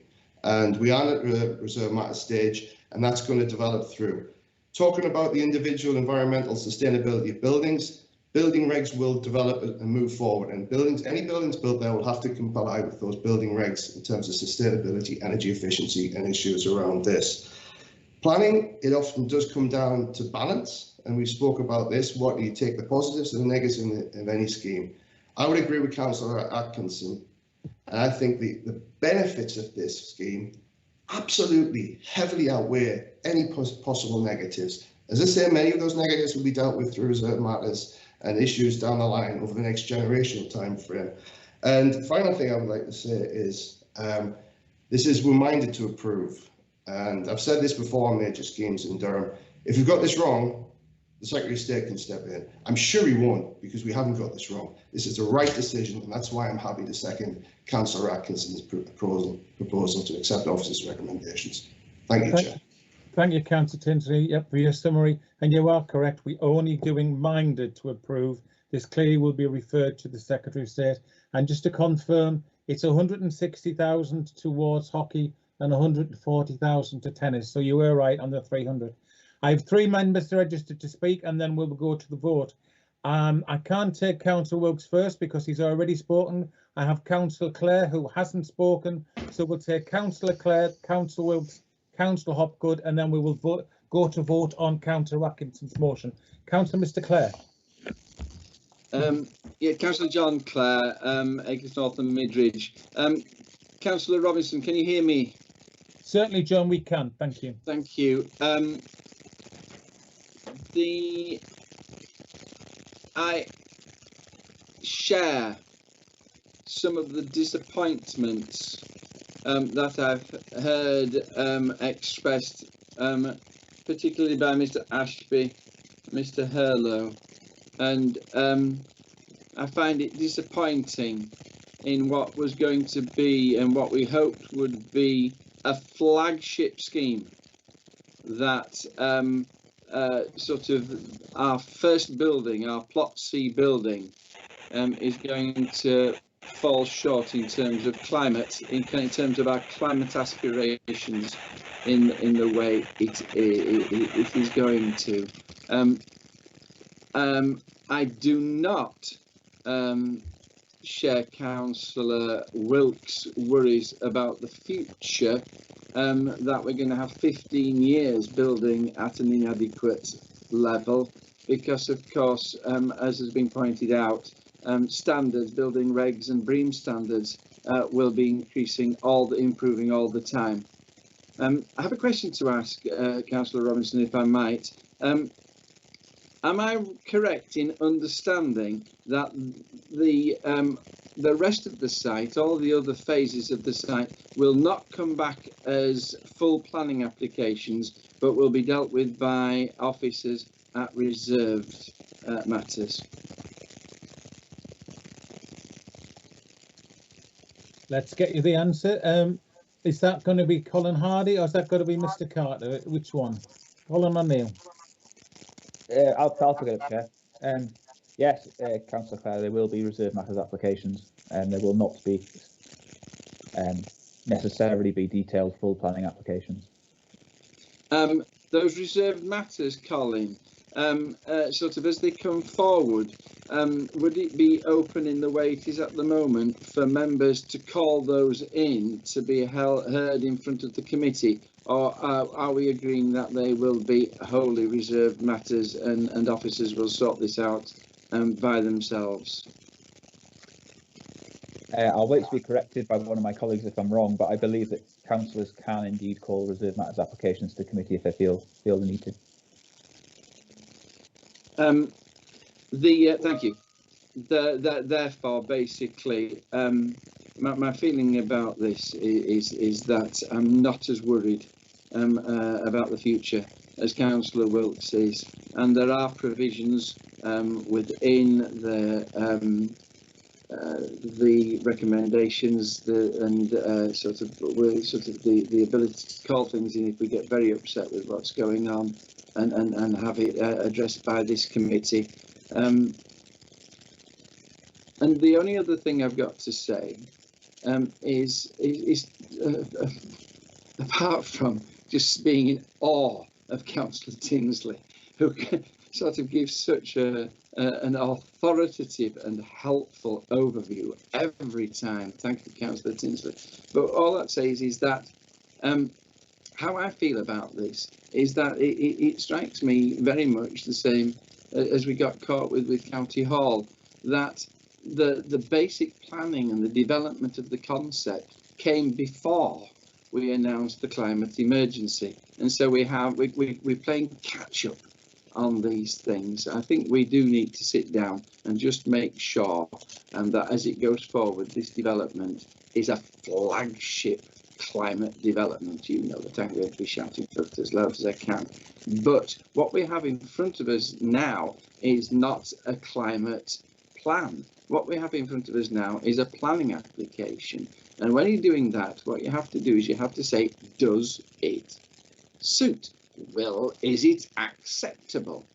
And I take absolutely Councillor Fraser's point that when you're weighing this in the balance, the disappointments of which spoken against the economic benefit that promises to develop, even given Councillor Brown's worries about a post-COVID economic future. Therefore, my view on this is that Councillor Atkinson and Councillor Tinsley are absolutely correct. That whilst we need to worry about Plot C in terms of climate, and I'll be making my mouth go about that in another area, whilst we need to keep a very close watch on what's going to happen in the future, and there are opportunities for us to intervene there, the key thing here is we cannot say no to this development, because on balance it is so massively beneficial to the entire economy of the county that I feel obliged to say yes, and therefore I will be voting for this. Thank you, Chair. Thank you, John. I'm convinced I've called in reserved matters to committee, but I've got Neil Carter who's going to give us the definitive. I hope he says yes, because otherwise I've done it wrong in the past. Neil? Yes, Chair, that's correct. Reserved matters can be called into committee. Lovely. I'm not going to go before the standards committee then. So we can now move on. I've got 2 members left, and then we'll go straight to the vote. Mark, you want to speak, and you've already told us exactly what you want to, and then Amanda. Well, yeah, I want to speak to ask a question of John McGargle, and then I want to put a proposal forward myself as well. So just in regards of what the officer said, that at the moment the Trinity School site, that the council manages the minibuses and the taxis, is what I understood to have been said. The way in which that site is currently managed, for everybody on this committee to be aware, is that at around about the closing time of the school, dozens and dozens of taxis and minibuses turn up and park on double yellow lines, and the local authority refuses to ticket them because there is no alternative. That is the situation. Amanda's already said, go down and have a look at it. We allow people to park on double yellow lines in County Durham and refuse to ticket them. And the reason we do is because that school was not built in the right way for the capacity. That is a fact. And anybody can go there and see this happening and can ask for enforcement, and it won't happen. So there is a serious issue there. However, I'll park that because I believe there are solutions somewhere down the line that somebody's going to have to come up with when a police car eventually or something gets blocked trying to get to the headquarters, or the traffic flow through the site just becomes impossible. What I really want to concentrate on, though, is Plot C. This application is submitted by this local authority. So in my view, it's unacceptable to propose constructing a huge office block with environmental standards below the absolute minimum environmental standards required in the new County Durham plan. For the local authority to propose construction in Durham City of a building which is not even close to carbon neutral, making it far, far harder for us to meet our climate change targets, is unacceptable. I thought when I read this application that it was a misprint.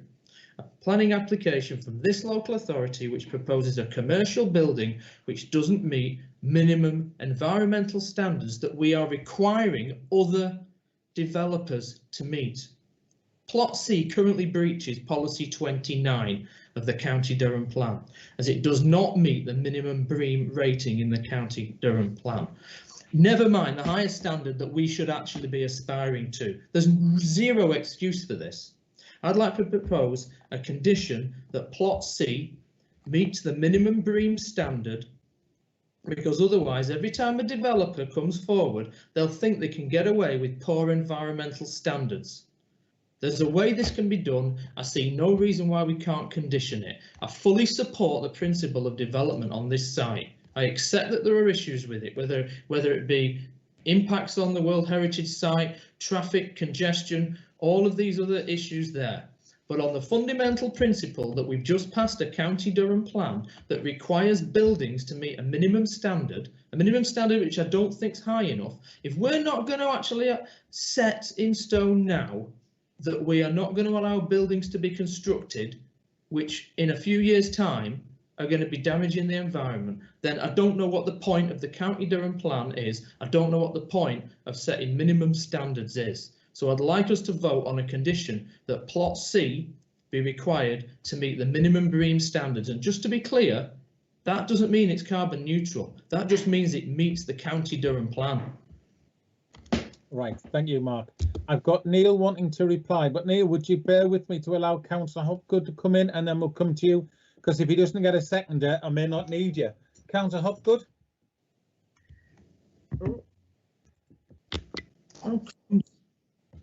Amanda, you're not on. You're on mute. Mute. Sorry.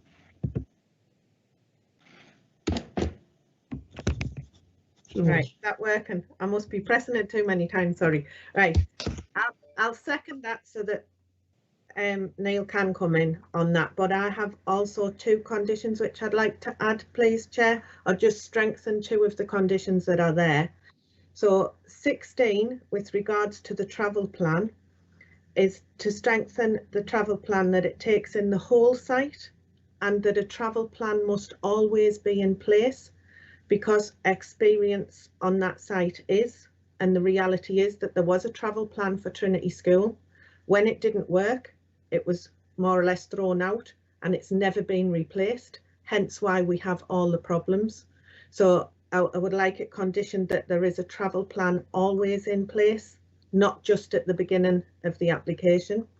And 17, the development hereby approved shall not be brought into use until a car park and management enforcement has been submitted to. And I'd like that to include the Trinity School site, because that is one of the biggest issues on that site now. And if we don't get the management and enforcement right on that, it will continue to have a knock-on effect to plot C and the rest of the development. So, Chair, I'd like to propose those. Thank you. Thank you. So we'll come back to your second proposal. Can we go first to Neil in regards to what Councillor Wilkes is proposing? So Councillor Wilkes is proposing, Neil, that we accept the planning application with the addition of an additional condition that plot C meets the minimum standards. Neil? Yes, Chair, I think there's two issues that come out of what Councillor Wilkes is proposed, and to some extent what Councillor Hopgood's also said. The first is in regard to what is, as far as I can tell, an existing highway stroke parking issue with regard to Trinity School. If that's an existing issue, which I understand it is, it's difficult to see how this development ought to be fixed with addressing that. It's an existing problem. I would say my advice is it's not for this development to have to address that. It's something that ought to be explored outside of this forum, and I note that Councillor Wilkes has talked about assurances that he's had in the past, and has also indicated that he's prepared to explore that with the appropriate person. So I don't think a condition is appropriate in these circumstances to address that issue. It's not a direct impact from this development. It's a pre-existing situation.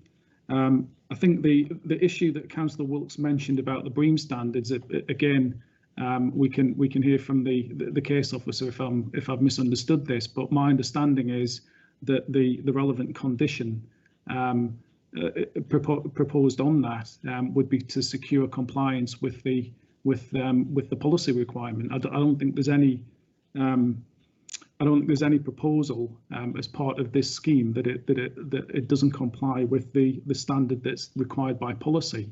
My understanding is that what's being proposed is something additional to the policy requirement. So again, if that's the case, that wouldn't be something that's appropriate to condition.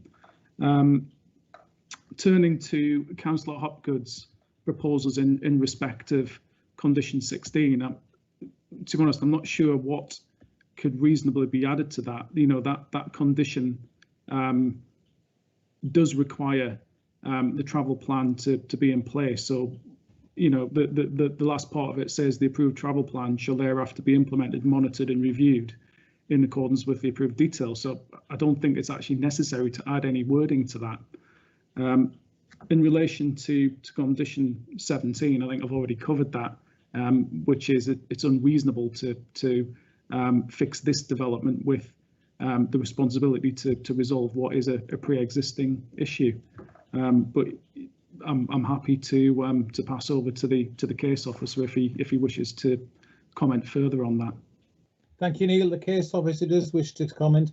And Colin, I don't know if you've seen in the chat, Councillor Wilkes is adamantly saying Plot C does not meet BREEAM standards, and he says you state that in your report. Colin, how do you want us to discuss this? Yes, thanks, Chair. I was going to reply to Councillor Hopgood, but I'll also pick up Councillor Wilkes' point as well.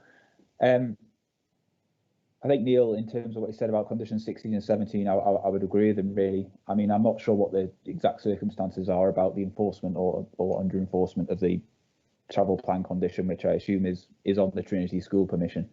I'm not familiar with that or the specific wording of that condition.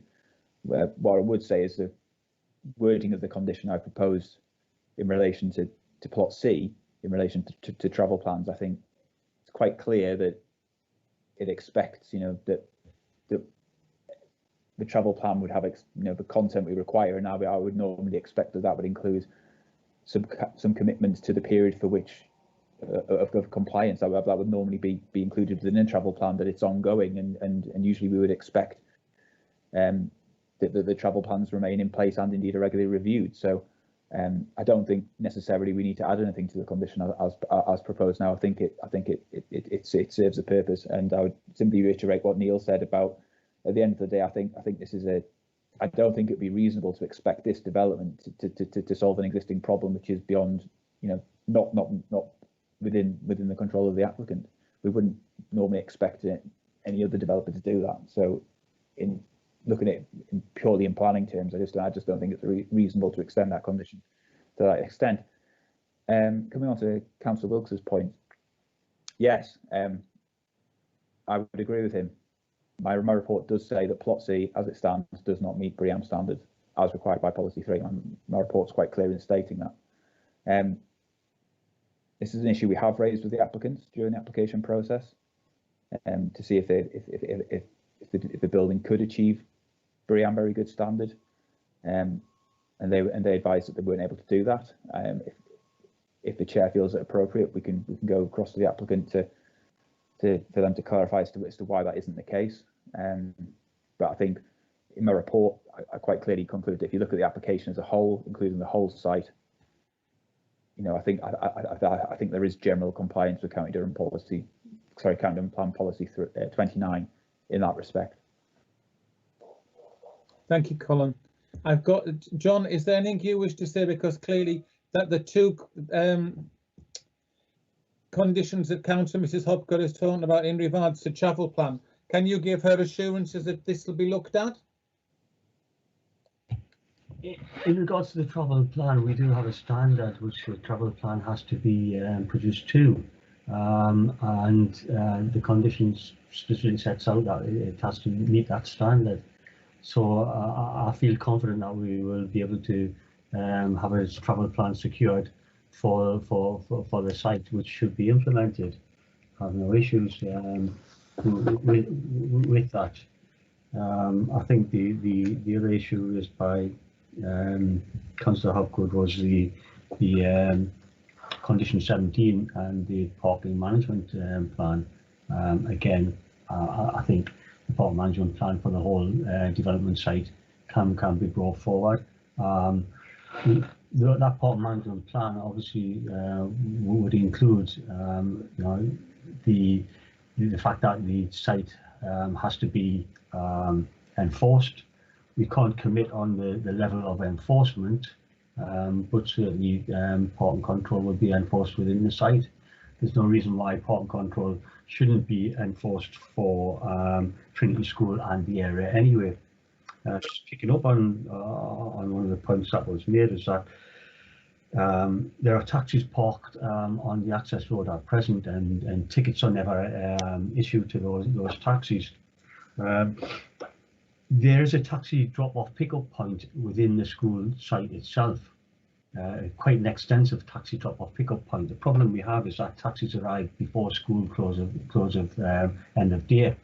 The school don't open the school gates until the school end of day, so that's why the taxis, if they do arrive early, will park on the access road. The access road is wide; it's wide enough for 2 vehicles to pass plus a taxi. The difficulties with enforcement, and I think Councillor Wilkes pointed out that we never ticket taxis, is simply because we have to, by law, we have to allow people an observation period while the vehicle's parked. If you stand alongside a taxi and you start writing a parking ticket, that taxi will immediately leave. So you can't enforce anything. So it is quite difficult for the County Council to actually be able to enforce parking restrictions where taxis are parking and they're driving off straight away. However, we have worked extensively with the Taxi Association. We have engaged them and the school itself. So it is a problem that is existing and can continue to be an issue, but we are discussing it with the relevant people. Thanks, Chair. Thank you, John. Right, so at this moment in time, we're about to go into the vote. I've got an amendment by Councillor Wilkes, seconded by Councillor Mrs Hopgood, that we are minded to approve the planning application subject to an additional condition that Plot C meets the minimum BREEAM standard.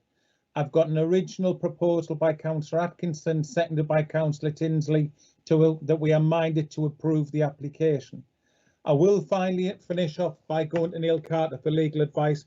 But Fraser, do you want to speak? Yeah, you've registered to speak. Are you wanting to speak on the amendment?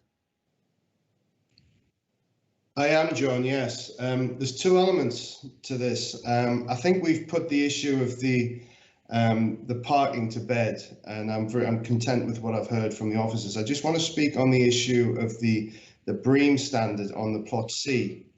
There's two things here that I am concerned about with regard to Councillor Wilkes's proposal to put a condition on requiring the very good rating on the BREEAM.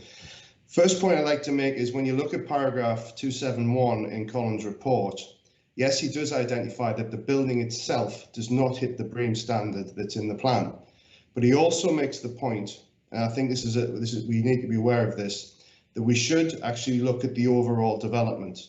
And as this development comes to fruition over the next number of years, there is a potential, and I would hope that this would occur, and I'm sure it will, is that the overall rating of the site, which is really what counts here, does hit the required standard for BREEAM.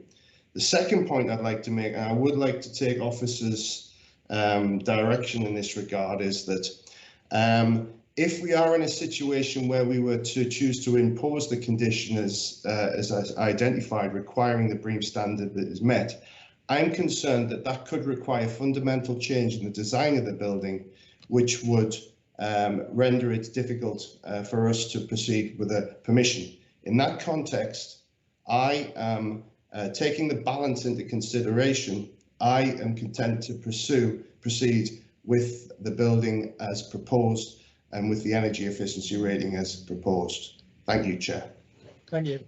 Before Councillor Tinsley spoke, I specifically said we would go straight to the vote after Councillor Tinsley and Councillor Carter. Councillor Carter, I don't know whether that's a promotion, Neil, or not, after Neil. But I've got Councillor Atkinson, Councillor Hopgood and Councillor Clare wishing to come back. Councillor Atkinson, I will bring you back because you are the mover of the original motion. Are you wishing to speak on the motion or the amendment? Because there's the original motion. Yeah, I'm wishing to speak on a bit of a clarification, if you don't mind. As I said at the beginning, I've taken into account everything that's here in front of me. So I come to these meetings looking at the proposals that I've got and the recommendation that I've got, and I do this all the time. Now, regular aware, somebody comes up with some extras all the time, and I'm not sure.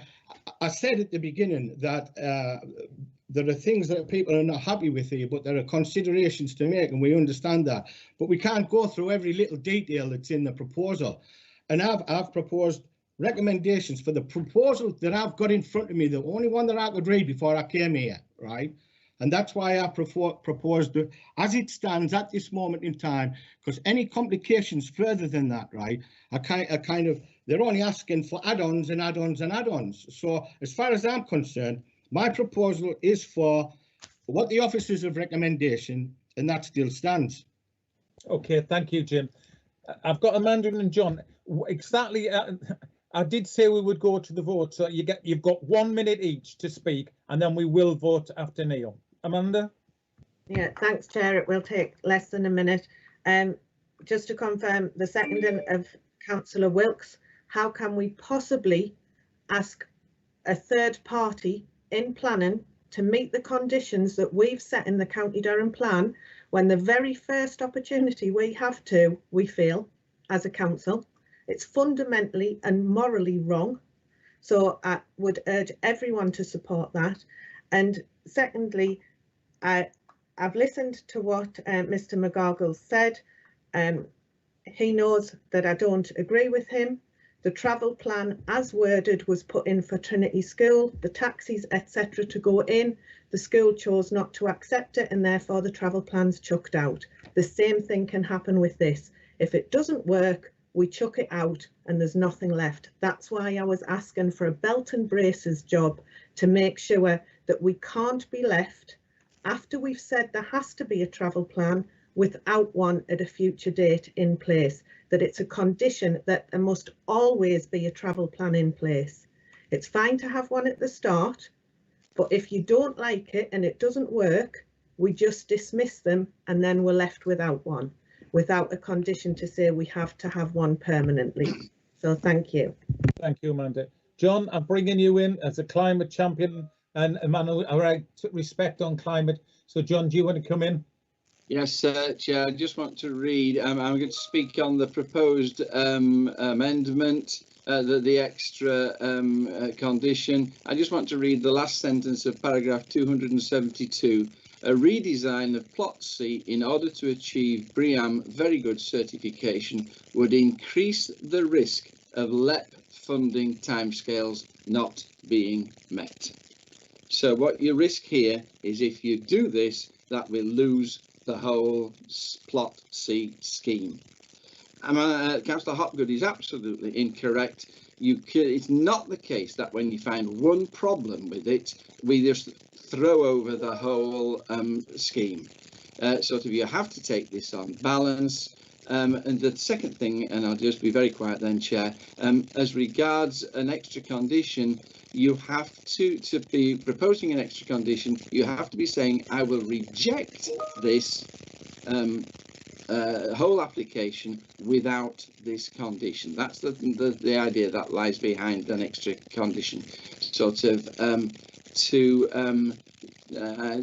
that is not the case, and I will not be voting for the extra condition. Thank you. Thank you. Councillor Wilkes, you've requested to speak. I'm rejecting that. I did say we would be moving on. At this moment in time, I've got Councillor Wilkes, seconded by Councillor Hopgood, that we have two additionally and conditions put on that Plot C maintains the minimum BREEAM and that there is a travel plan brought in. And then the original is from Councillor Atkinson. Neil, I intend taking the amendment by Councillor Wilkes first. Is there anything you wish to say before we go to vote?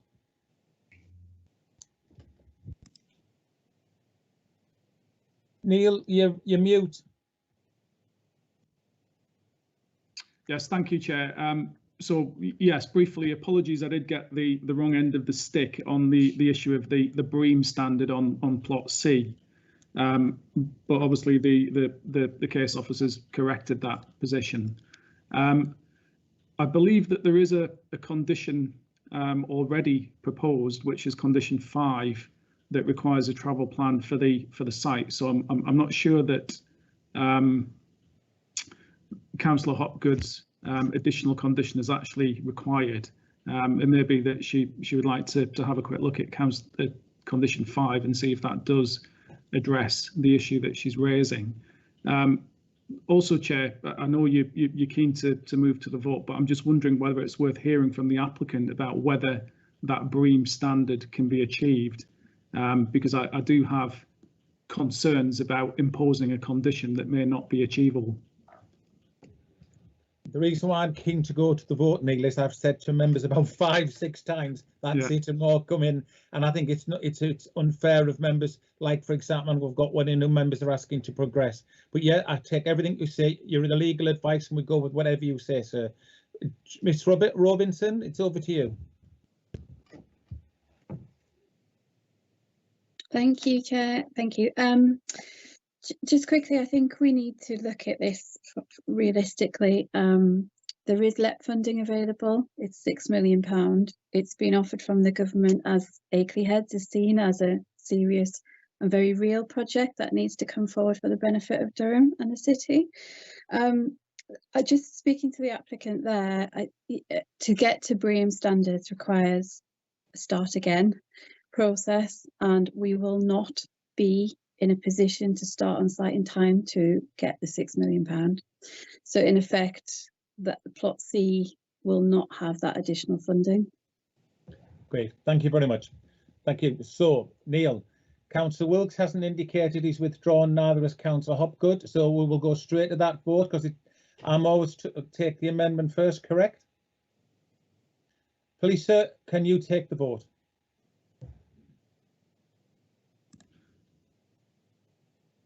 Yes, thank you, Chair. So this is the vote on the officer's recommendation to approve the application subject to the amended condition in respect of plot C for the BREEAM standard as discussed.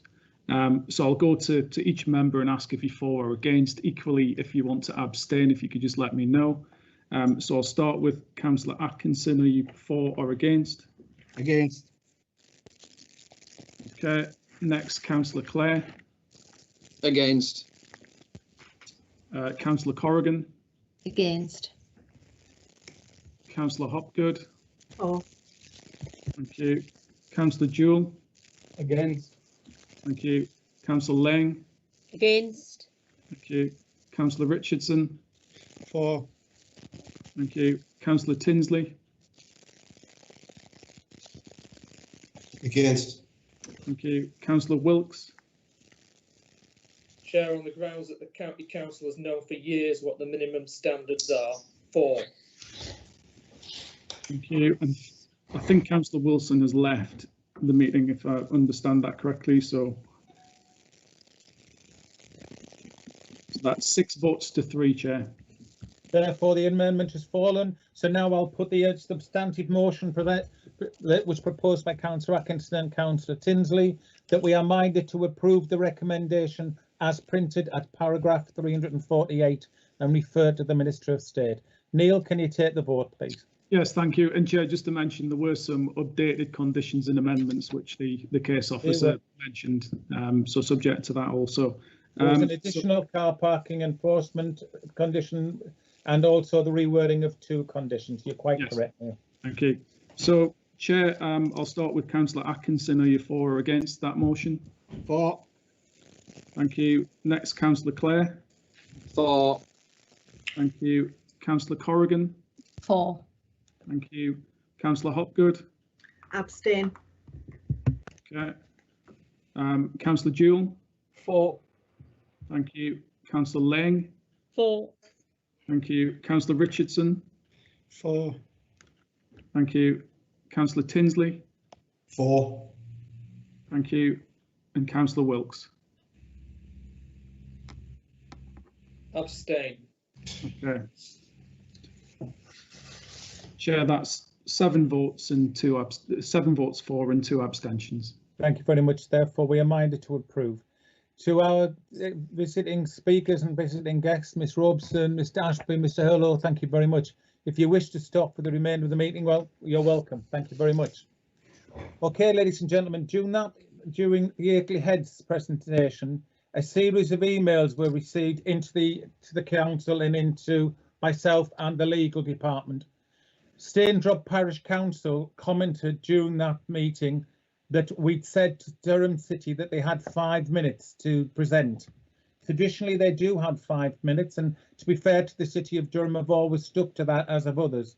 However, the policy has been checked, and the parish councils do not have to stick to 5 minutes. It is hoped that they will stick to 5 minutes, like everybody else, but it is not enforced.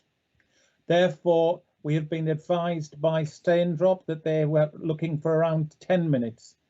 To come to some conclusion to help, we are giving Staindrop 8 minutes to do their presentation, and at the same time, the Raby estates will be given the same 8 minutes. Therefore, that's been done now so that Staindrop can adjust their presentation. Can we now move to, before we move there, can I thank Colin for his presentation and to John McGargle. Can we now move to Laura Eden? And Laura, you're going to bring us into what is the repurposing of the Raby estate and also the refurbishment of the riding school. So thank you, Laura. Thank you, Chair. I'm just loading up the presentation now, so if you can bear with me one moment. Okay, so I hope everyone can see that now. So this presentation relates to 2 separate but related applications at Raby Castle Park and Gardens. The first application seeks full planning permission for the repurposing of existing buildings for mixed tourism, leisure and educational uses, formation of a new car park, creation of play facilities, erection of a new visitor arrival building and vinery cafe, works to the wall garden and associated infrastructure and landscaping.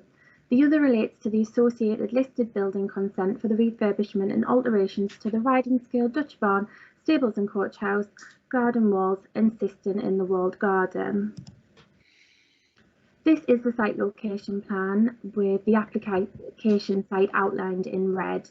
Raby Castle Park and Garden is an established tourism site.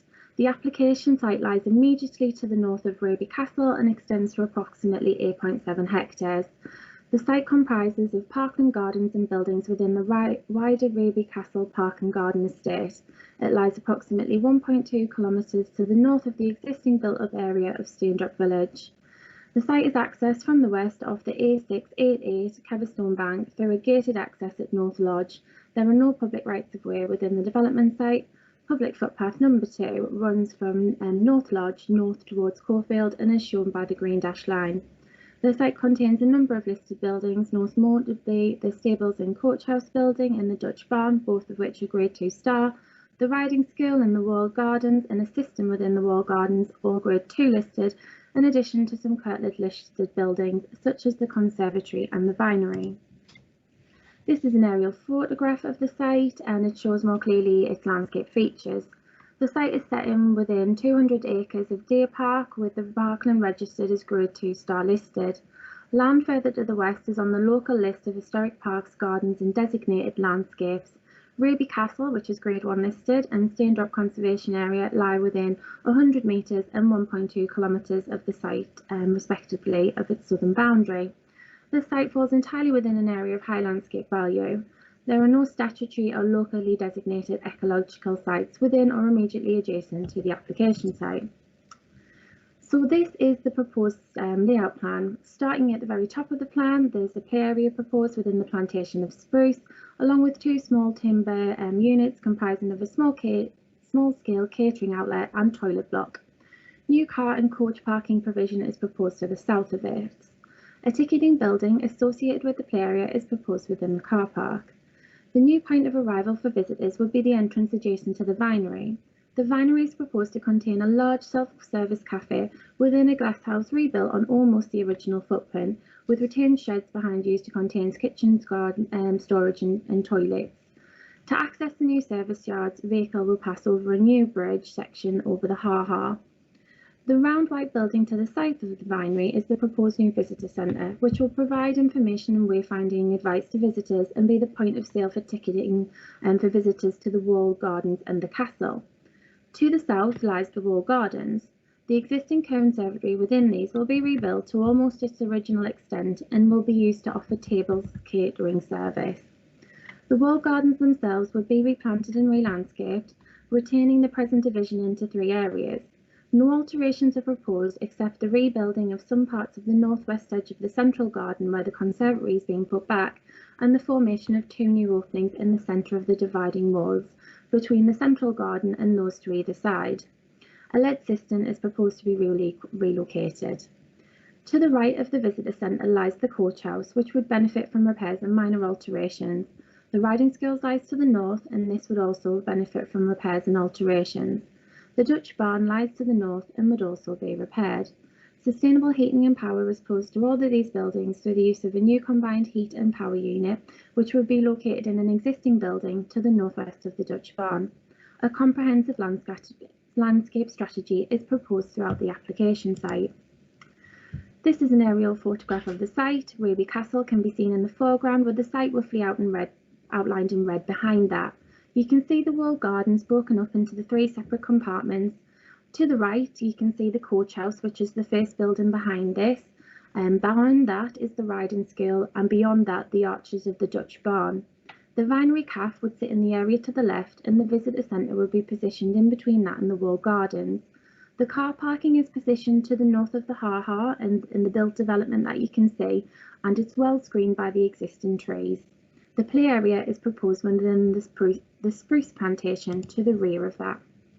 So in the next couple of slides, I'll just run you through some photographs of some of the building structures and spaces I've been referring to. So the top left is an image of the coach house. The one to the top right is the Dutch barn, both are grade 2 listed. The conservatory that lies within the walled garden is shown to the bottom left, and the spruce plantation where the play area is proposed you can see on the bottom right. The image to the top left seeks to provide you with an appreciation of the relationship between the buildings and the intervening spaces. Between the coach house and the riding school, there's an informally planted avenue known as Dutch's Walk. You can see that on the top right. And the bottom left image is a photo taken from in the grade 2 listed riding school. The final image is of the proposed new car parking area. You can see the existing access road and mature trees to the left, and the new parking provision is proposed on the right. The spruce plantation lies on the rising ground beyond that. So the next slide shows some perspective images of the proposed development. This is a view looking west through the development. In the foreground, you can see, working from left to right, the walled garden, then the coach house and the riding school, with the re-landscaped Duchess's Walk in between, and then finally the Dutch barn on your right. To the top right of the image is the proposed new car parking provision. So this perspective view is taken from the other end of the development, looking in a more easterly direction. To the left is the new point of arrival for visitors from the car park and the proposed vinery calf building. Large areas of landscaping are proposed in the spaces in between the building, and the new visitor centre is shown at the very bottom of that image. So a full summary of responses received is outlined within the committee report. However, I've sought to outline a few key responses for your benefit today. Historic England support these applications. Overall, they consider that the proposals will considerably enhance the historic environment of Raby through investing in its spaces and buildings and facilitating increased appreciation of them. This is achieved in a sensitive and creative way that not only conserves but adds a new layer to the estate. The proposals are seen as a good example of sustainable development for the way it would increase economic activity through the sympathetic use of built and natural heritage. Design and Conservation within the Council comment that these proposals offer a unique and comprehensive once-in-a-generation opportunity to restore and repurpose one of the most significant sections of Raby Estate, increasing public access to heritage and contributing to the visitor economy of the county. It's exceptionally well researched, carefully considered and sensitive to the significance of each component part, delivering a scheme which will leave the estate in a substantially improved position upon completion. These proposals are considered to be policy compliant, and any minor harm to significance is considerably outweighed by the public benefits associated with the proposals. Visit County Durham have stated that this is a game-changing development for the county and would like to express their complete support for the project. Unusually, the overall project is entirely consistent with all of the Durham Tourism Management Plan's destination development priorities, including lengthening the amount of time that visitors spend in the county and attracting new staying visitors. From a post-COVID recovery perspective, the proposed development at Raby are considered critical to the future success of the county in order to aid recovery and retain or create jobs for our residents, especially given the severity of the impact on the pandemic on tourism and the visitor economy. The Highways Authority considered the transport system demonstrates that the traffic flows associated with the proposed development, including event day traffic, will be satisfactorily accommodated on the road network and no mitigation is required. The increased and formalised visitor parking provision is considered appropriate to accommodate the additional demand. No objection is raised. Remaining statutory, internal and external consultees raise no objection, subject to conditions and informatives. The planning application has been published by way of a press notice and site notices. 2 letters of public objection have been received in response, and objections relate to highway safety concerns, the cumulative impact of other developments on the highway network, and that the site is not accessible by sustainable modes of transport. Turning to the summary, planning law requires that applications for planning permission must be determined in accordance with the development plan unless material considerations indicate otherwise. In light of the recent adoption of the County Durham Plan, we now have an up-to-date development plan. Paragraph 11 of the MPPF establishes a presumption in favour of sustainable development. For decision-making, this means approving development proposals that accord with an up-to-date development plan without delay. The expansion of an existing visitor attraction and the conversioning of existing buildings would draw support in principle for both policies 7 and 10 of the County Durham Plan. However, the overall acceptability can only be considered following the application of all relevant policies. It's been identified that there will be some harm arising from the development of the car park, albeit reducing over time, the impact of the Grade 2 star Raby Castle Park being less than substantial. The overall effect of the proposals would be positive. There would be no significant effects on the locally designated Raby Castle estate and designated parkland. There would be some localised harm to the area of high landscape value in the short to medium term, which will be offset by greater benefits to the landscape value of the site and its contribution to the wider designation. Taken in the round, they are considered to be hugely beneficial, these proposals, with some localised harm to the character of the apartment substantially offset through the enhancement to the character and quality of the gardens. Overall, the proposals are considered to be in accordance with the relevant policies. Some minor harm to the significance of the designated heritage assets have been identified, and in the context of the County Durham Plan and the MPPF, this is considered less than substantial. As a result, we have to weigh the public benefits of the proposal and securing its optimum viable use. We've given great weight to the assets conservation, and the more important the asset, the greater the weight should be, and this harm should be given considerable weight. Whilst there'll be undoubtedly some alterations, loss of fabric, there'll be significant benefits, including increasing access to rare building typologies, securing enhancement to the fabric of buildings and reinstating sections previously cut back. Substantial public benefits have been identified through the increased access to the buildings and heritage, securing enhancements to their fabric and securing their long-term future. Furthermore, the combined cost of the Raby Castle master plan, including both the heritage and tourism items, is expected to cost in the region of £12 to £14 million. It would result in significant economic and tourism related benefits, including job creation and additional expenditure benefits in the area.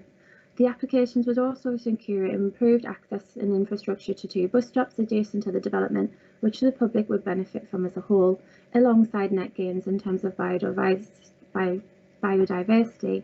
Overall, it's considered that the identified public benefits that would arrive significantly outweigh the less than substantial harm to designated heritage assets, having regard to the relevant policies.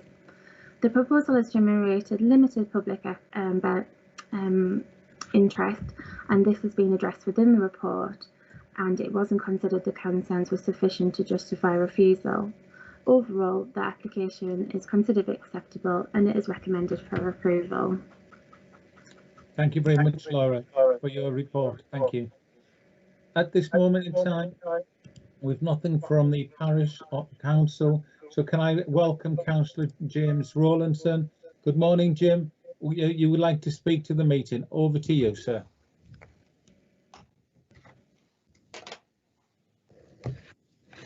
Thank you, Chair.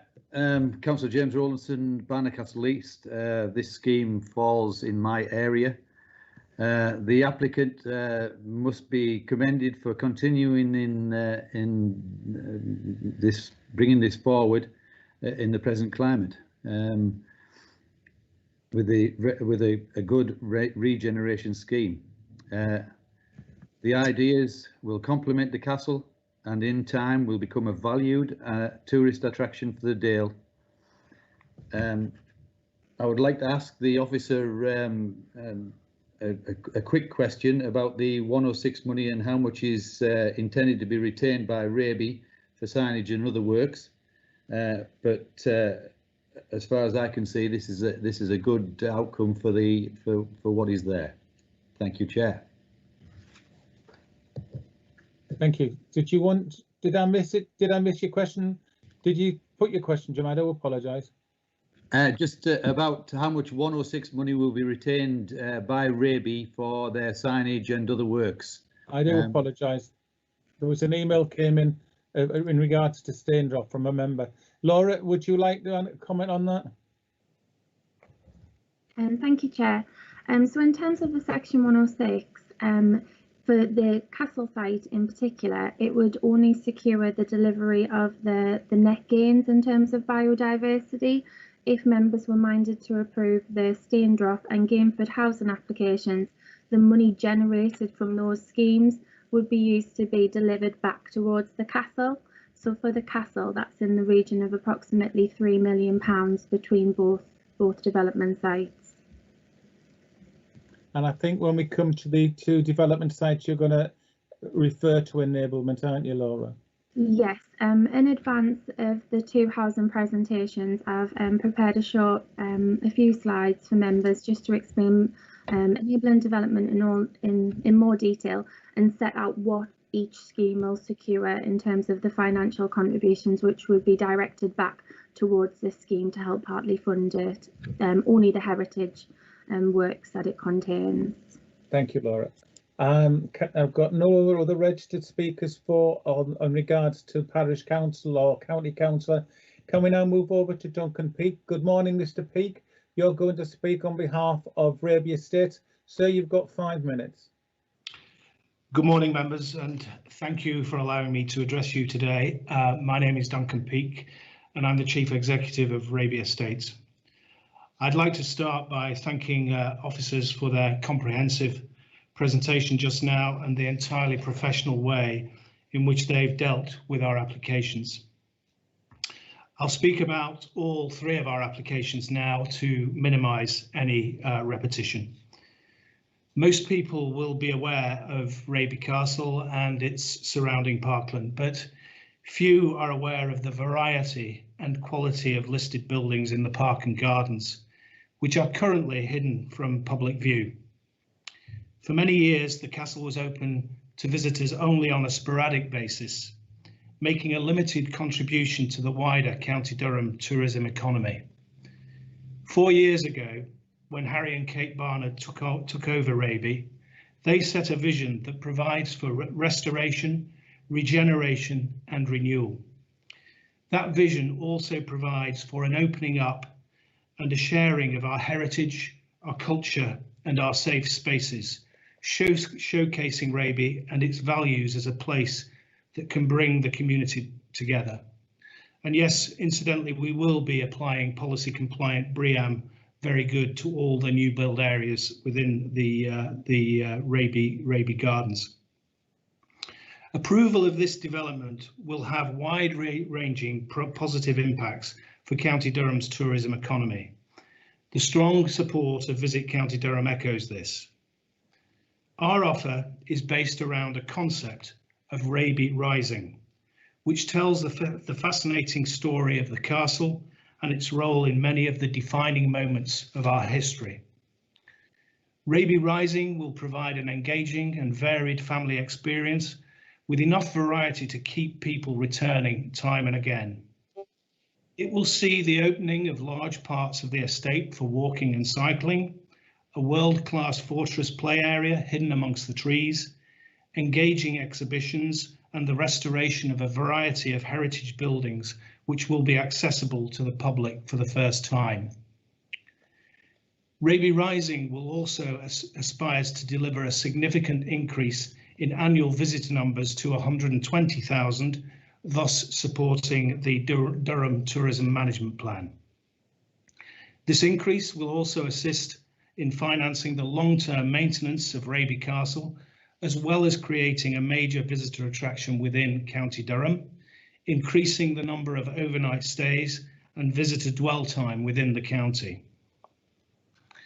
Beyond the castle, we will also seek to repair the magnificent Grade 1 listed Gainford Hall, which is currently on Historic England's at-risk register. The building will be repaired over a 9-month period to ensure it is completed quickly and a future use is identified. These hugely important developments, both for the regional economy and for the historic fabric, can only be achieved through carefully considered enabling development in Gainford and Staindrop. Raby has always been a central part of our local communities in Teesdale, and we're determined that it should remain so by ensuring housing development is of the highest quality. For this reason, Raby will maintain overall control of the schemes through the build process, and we can assure members they will not be sold to a volume house builder. We have also worked with your officers to ensure the housing schemes deliver just as much public benefit in themselves, as well as the heritage and tourism benefits they will help to secure. We have worked. I don't think you heard. You've only got 1 minute left. I don't think you heard, Mr. Croft. I thought I was given 8 minutes. No, that's for the next one, Mr. Peake. Okay. We have worked with a leading design team to design homes which are genuinely representative of the quality of the villages in which they are located. These homes have been designed specifically for the sites and their surroundings and are not the standard house types commonly found on modern housing developments. The housing sites will secure affordable housing, new public rights of way, significant improvements to accessible open space, biodiversity gains, and a host of other benefits summarised in your committee reports. Further, delivery of the housing schemes will be restricted by legal agreement to ensure the heritage works at Raby Castle and Gainford Hall are completed ahead of the housing developments. These applications represent the beginning of a new era for Raby, driving forward an enhanced tourism proposition as part of the long-term sustainable vision. We hope you, as members of the Council's Planning Committee and residents from across the county and further afield, can join us on our journey as we reveal more of what Raby has to offer. Mr. Peake, sir, thank you very much. I think there's some confusion, and maybe it's my fault. Mr. Peake, you've got 5 minutes on this application. When they come next to into Staindrop, you've got 8 minutes, and when we come to Gainford, you've got 5. So technically, sir, we could hear from you for 18 minutes. So, well, I think, Mr. Chairman, if I may, I said at the beginning I would just make one presentation covering all 3 applications in order to avoid repetition and save you all some time. Thank you, sir. Would you like the other 3 minutes now, then, sir? No, I've made my points. I'm happy to take any questions from members as they consider the application. Thank you. So we'll take the questions, and thank you for your working with us. When we come to all 3 applications, we'll take questions on each one and accept that you've done your opening statement. Thank you, sir. So now we're over to members. And does any member wish any? Okay, we've got them. In they come. Can we begin with Councillor Mr. Tinsley, followed by Councillor Mr. Clare, followed by Councillor Mr. Wilkes. Fraser? Thanks a lot, John. Listen very carefully to that, and it's really positive. I think as we come out of COVID and we come out of Brexit, Raby Castle is going to be critical to developing our tourism office in County Durham. It's also going to be critical to overall economic development in County Durham. I know the project's called Raby Rising, and Raby Castle's famous for another rising a few years ago. But I think it's going to be critical, as I said, to County Durham Rising as that visitor attraction, visitor centre in the UK. What I would say is this development, it seems to hit the mark on every element that would support that. The Visit County Durham comments are very, very positive. It's hard to see how they could be more positive, to be frank. To see investment of this scale up to 14 million at this time is transformational, and taking this to a real positive, a real attraction on a European level, even when you look at some of the major castles you get across Europe. What I would say, just looking at the specifics, because we should do that, and it's only responsible that we do. We don't get carried away in concepts and visions. I have looked at the scheme in detail, and what I would say as well, that I'm very comforted by the comments from our own design and conservation, but particularly by Historic England. Again, they're glowing. It's hard to see how they could be more positive on this. More direct benefits. I represent an area in West County Durham. It's not this area, but I do see that there are 55 direct jobs and 66 indirect jobs. Real positive for the area. So what I would say is that I would have no hesitation in proposing that we approve this application in accordance with the officer's recommendations. Thank you, Chair. Thank you, Fraser. We've got John Clare, Mark Oakes, and we've also got Councillor George Richardson, the other local member. So, John Clare, off we go. Very briefly, fabulous, necessary but sensitive. Happy to second it. Thank you. Thank you, John. Mark, and then we've got George. Thank you, Chair. I'm more than happy to support this as well, but I've got a quick question for the applicant, which is might appear to be irrelevant, but Raby Estates covers a huge amount of County Durham, and am I right in thinking that the estates manage somewhere in the order of 40,000 acres of land? Well, Mark, I'm not sure whether Duncan's going to respond, because I've got a little note here that says any questions would be answered by the agent, Alistair Willis. So who would like to come in, Alistair or Duncan? No, I can comment on that, Mr. Chairman. Yeah, the County Durham estates of Raby extend in excess of 40,000 acres. There are two major estates, one around Raby Castle, which is around 20,000 acres, and then there's the Upper Teesdale estate, which is upland, so it's mostly moorland, which is about 35,000 acres. It extends from Middleton in Teesdale up to the Cumbrian border and the watershed with Weardale. Thank you, Chair. Thank you, Mark.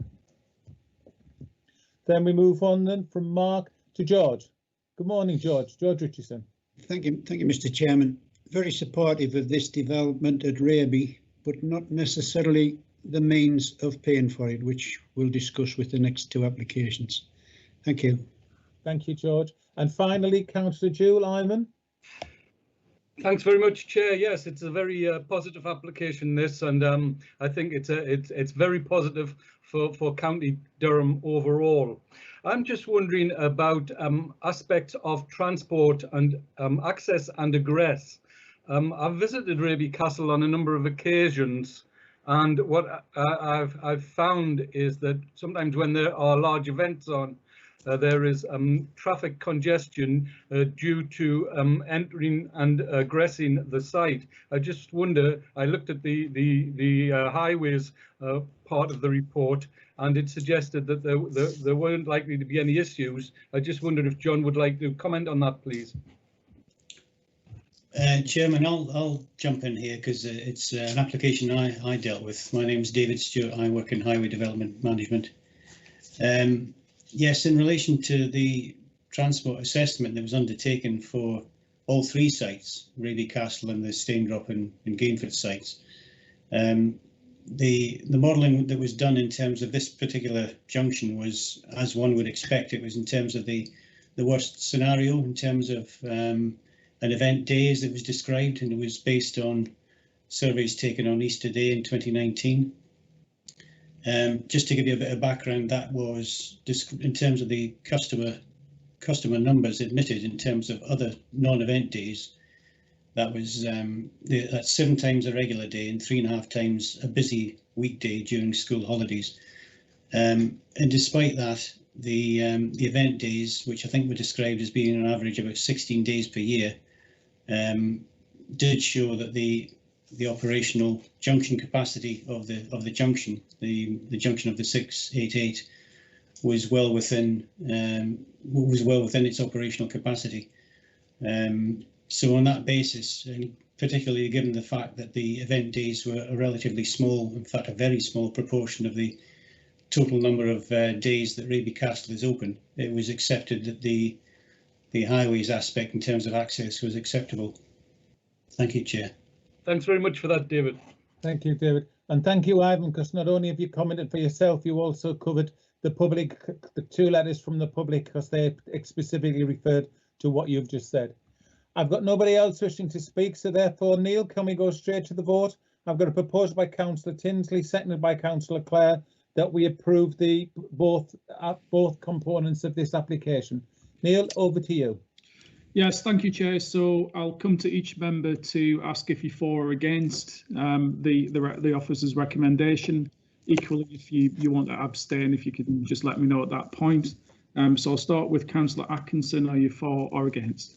For. Thank you. Councillor Clare? For. Thank you. Councillor Corrigan? For the recommendation. Thank you. Councillor Hopgood? For. Thank you. Councillor Jewell? For. Thank you. Councillor Lang? Absolutely for. Thank you. Councillor Richardson? For. Councillor Tinsley? For. And Councillor Wilkes? For. Chair, that's unanimous. Thank you. So there you are, Mr. Peake, a unanimous vote, and the Chair's casting vote would have gone with you. We all wish you well on this particular application. So as I said earlier, sir, your next one, when we move to the next of 2, you have got 5 minutes if you wish to come back in and say anything or just answer questions. So now, ladies and gentlemen, we're moving to the Staindrop application. As I said earlier, there's been a series of emails come in during the meeting. We will give the Parish Council 8 minutes and 8 minutes for the objectors. Councillor Mr. Wilkes, your plan has arrived. I think Mr. Croft has it, so deal with your plan. So let's move on into the application. So this is the west of Grice Court, Staindrop, an application for the erection of 72 residential dwellings. Can we go over to you, Laura? Thank you, Chair. So just before moving on to the final 2 presentations, I thought it would be helpful to quickly run through a few slides to explain enabling development and its relevance to these 2 applications.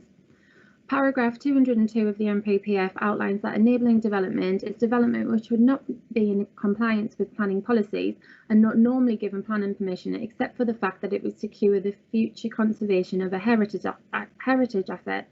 For the purpose of paragraph 202, the principle of residential development at both sites is contrary to the development plan policies. The NPPF recognises that conflict with planning policies may be justified if the development proposed would secure the future conservation of the asset and the wider benefits of would outweigh the disbenefits of not adhering to those policies.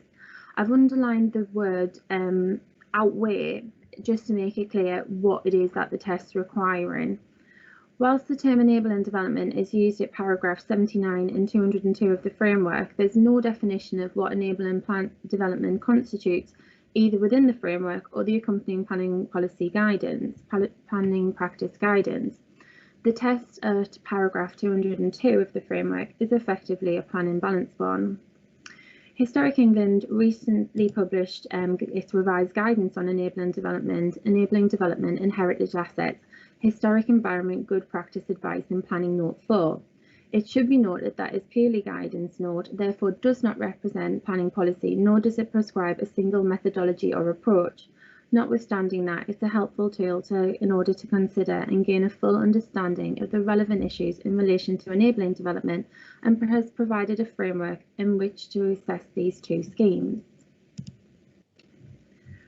So, both of the following 2 applications have been submitted on the basis that they are enabling development. Residential development at Gainford will generate the necessary revenue, and that amounts to £1,014,341 to enable the repair of the Grade 1 listed Gainford Hall and Grade 2 star Dovecot, so that they can be removed from the Historic English Heritage at Risk Register Any surplus revenue from Gainford, that would be £980,593, along with the revenue generated from the proposed housing development at Staindrop, that would amount to £1,958,813, will be directed to heritage works proposed at Raby Castle Parks and Gardens. Each report considers relevant issues, including but not restricted to how other sources of funding have been considered, that the schemes constitute the minimum enabling development necessary to secure the heritage works that have been proposed, and the submitted viability appraisals have been independently verified, and we've also considered the potential impacts to the assets themselves through the enabling development that's proposed.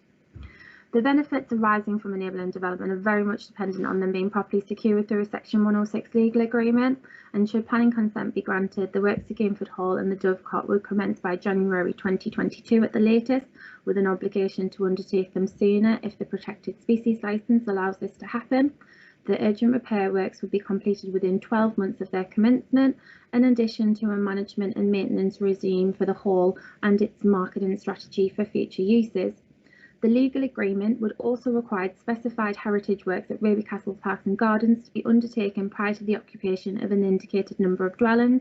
This ensures that the enabled development would securely provide for the future of the heritage assets concerned in accordance with paragraph 202 of the MPPF.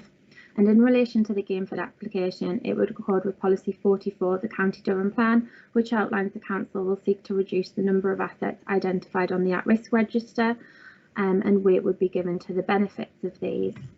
So for members' benefit, we have got heads of terms from the developer, which set out the strategies, and we are comfortable with what they've set out, and that we can secure these significant benefits.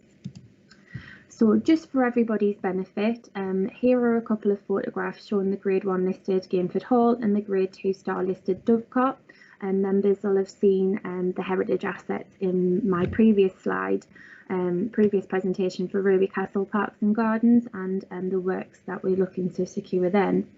So the defining characteristic of enabling development is that it would secure the future conservation of a heritage asset, and the balance articulated in the MPPF at paragraph 202 is met. However, the balance test can only be fully considered following examination of all the relevant issues, and therefore I propose to move on to my presentation at Staindrop so this can be considered.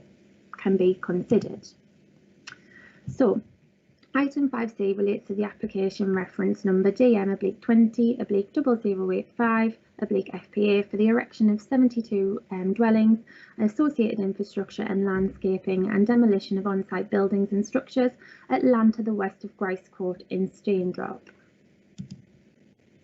So this is the site location plan with the application site outlined in red.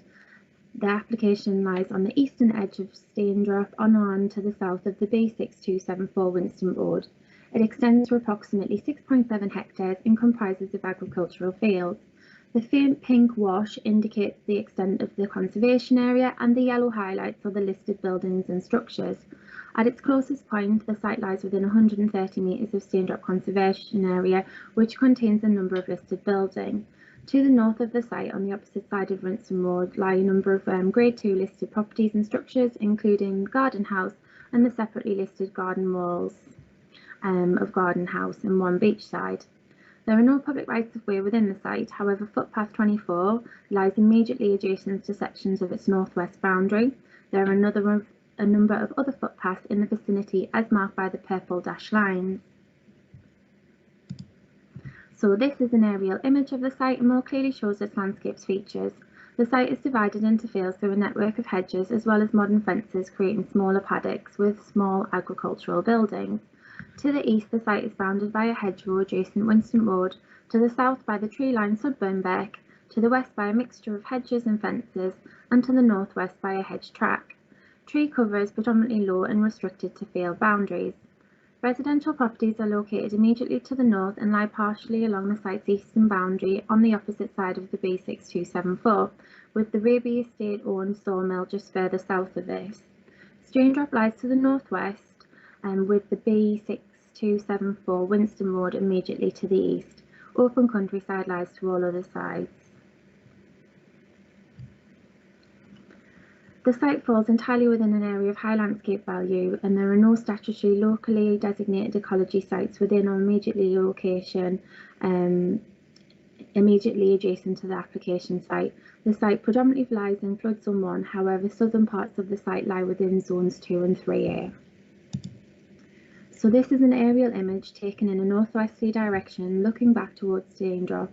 It helps to more clearly show some of the landscape features that I discussed in that previous slide.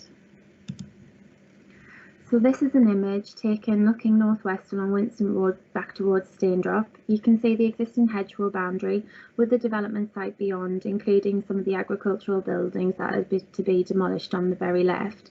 To the right, you can see a semi-detached property, which are the last 2 residential units on the western edge of Staindrop. The proposed development would roughly be in line with this, as you'll be able to see in a couple of slides' time when I share the proposed plan.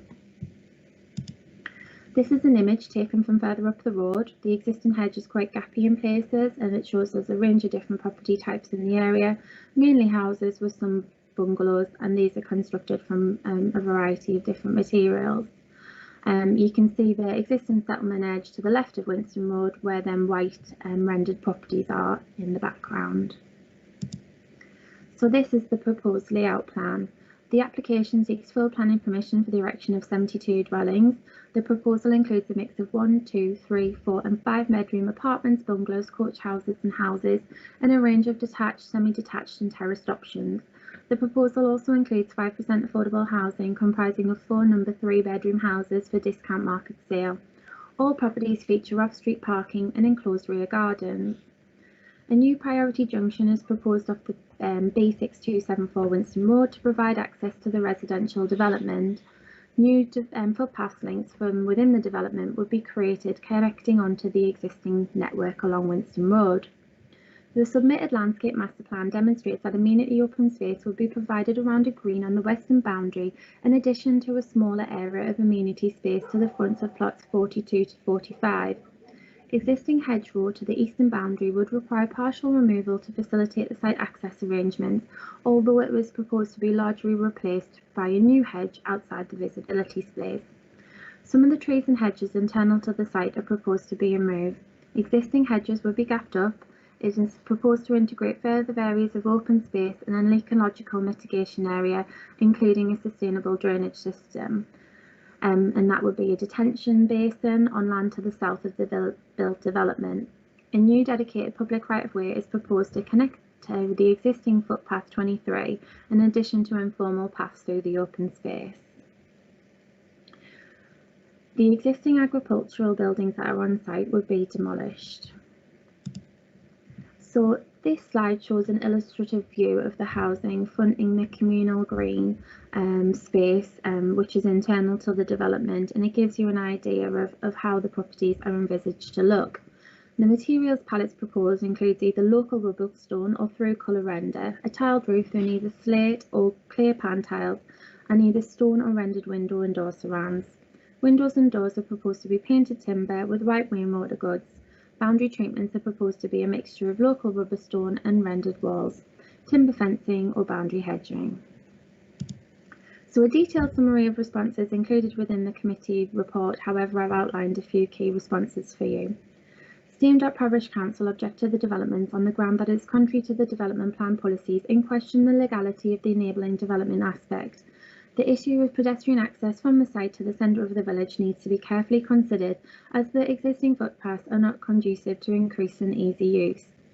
Winston Parish Council expressed concerns regarding the implications that such a large-scale development will have on the capacity of the surrounding road network, particularly at the junction between Winston Road and the A688, in addition to the area around the school.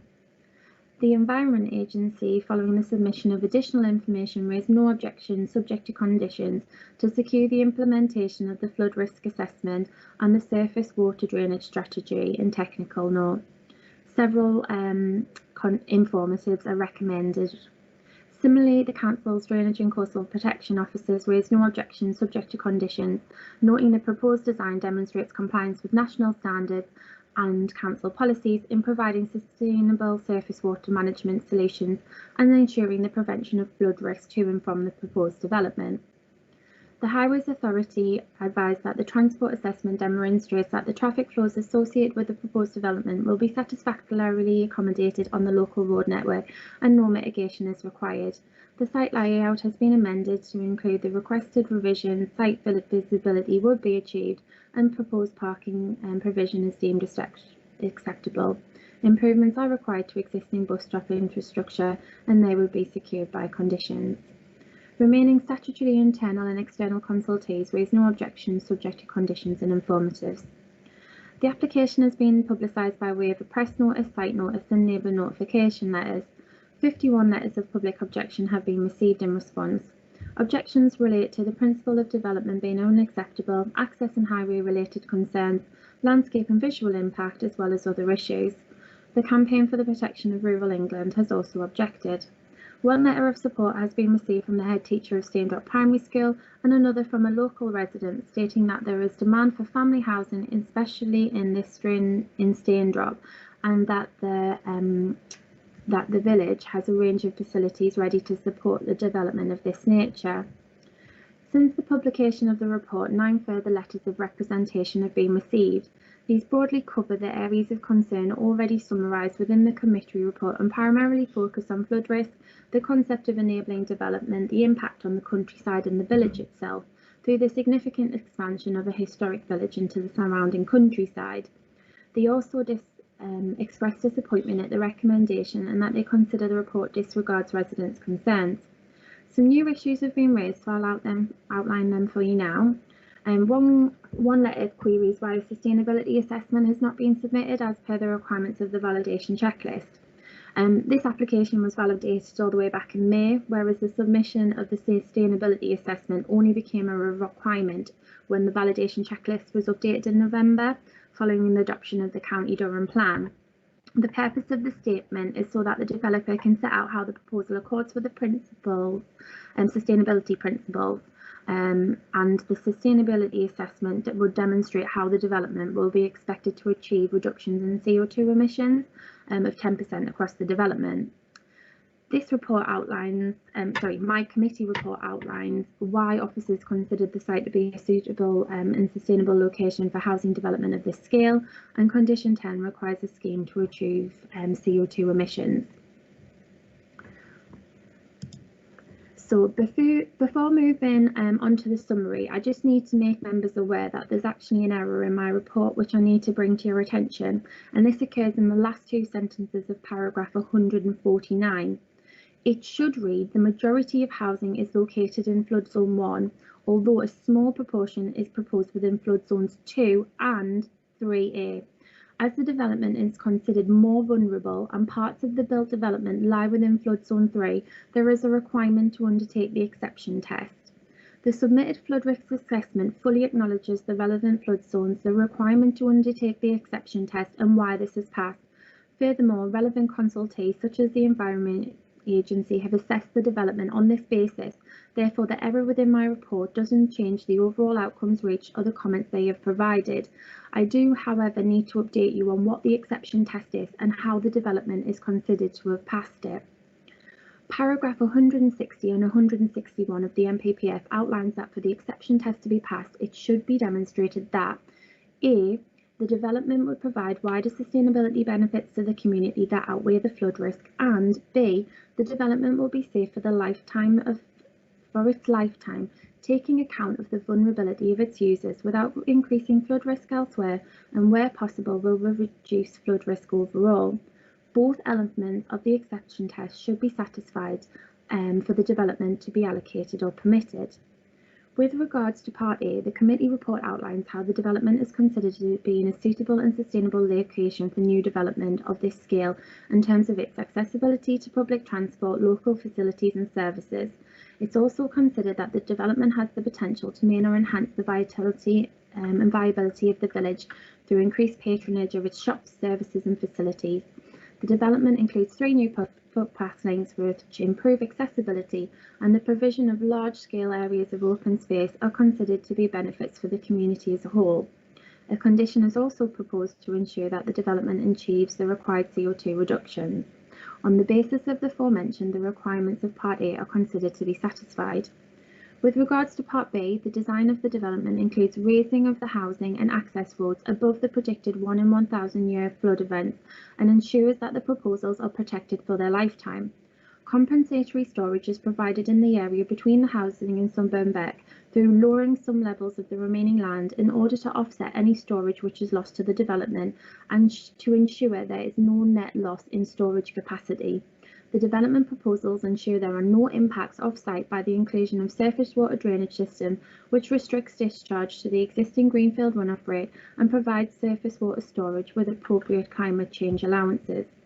On this basis, it is concluded that development complies with both elements of the exception test outlined in paragraph 160 of the MPPF. In terms of flood risk, the relevant policies within Part 14 of the MPPF have been complied with, having regard to the need to apply the sequential and exception test. The scheme is suitably designed and no objection has been raised by either the Environment Agency or the Council Design and Coastal Protection Officers. As a result, the application of the MPPF flood risk policies do not provide a clear reason to refuse the development. So moving now on to the summary. Significant investment is proposed to a number of heritage assets at Raby Castle Parks and Gardens to secure their repair, repurpose and long-term protection. The applications have put forward a comprehensive package of enabling works comprising of 72 number dwellings alongside a further housing development at Gainford to finance these. The package of proposals and proposed heads of terms to be secured by the legal agreement comprehensively deal with the works required and the timing of delivery of this to ensure the long-term protection of these assets. Given the recent adoption of the County Durham Plan, we now have an up-to-date development plan against which this proposal should be assessed.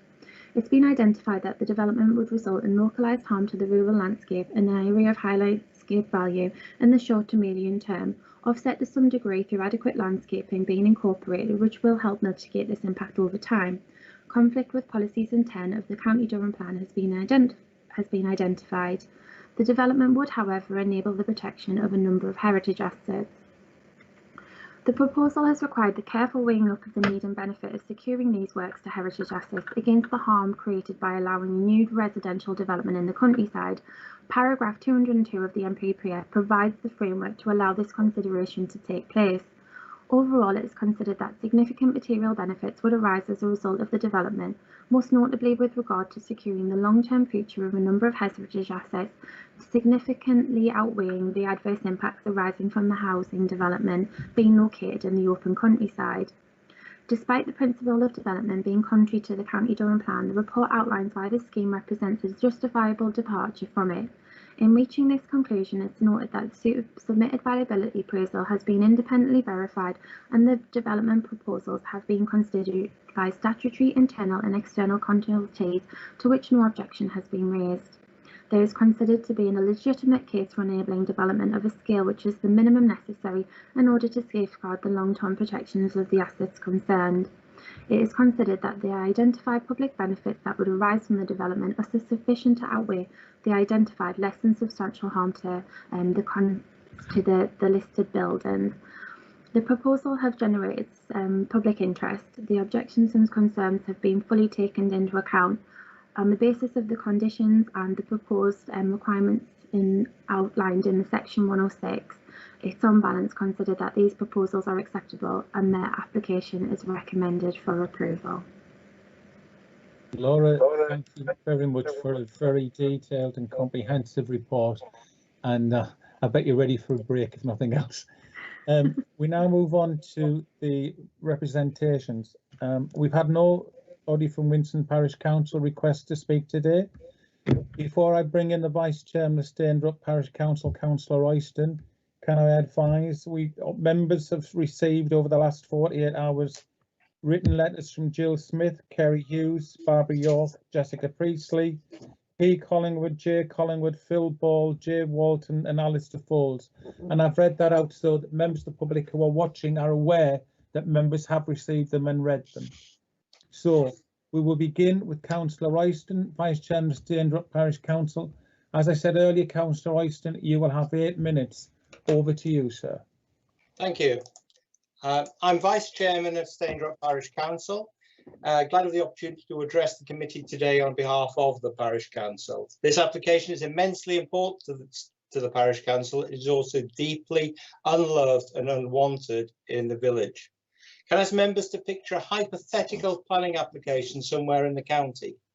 An application for about 80 houses with 5% affordable homes in open countryside, outside the boundary of a conservation village with a population of about 1,200, on land which regularly floods and a speculative developer.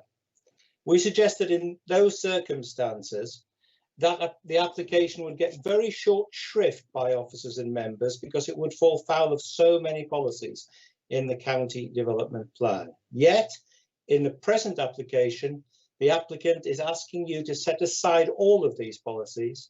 The device of enabling development trumps them all.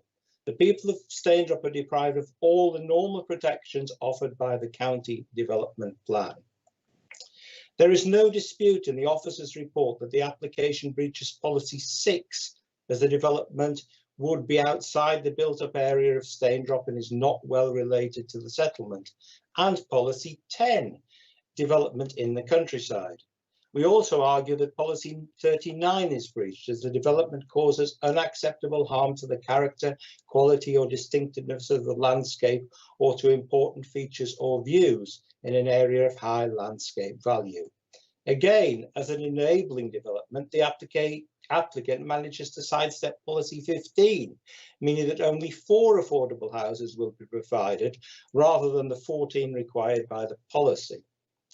We think it is reasonable to ask, what is the point of these valuable planning policy protections if they can be sidestepped at a stroke by an applicant claiming a new housing site in Staindrop is so essential to finance works at Raby Castle?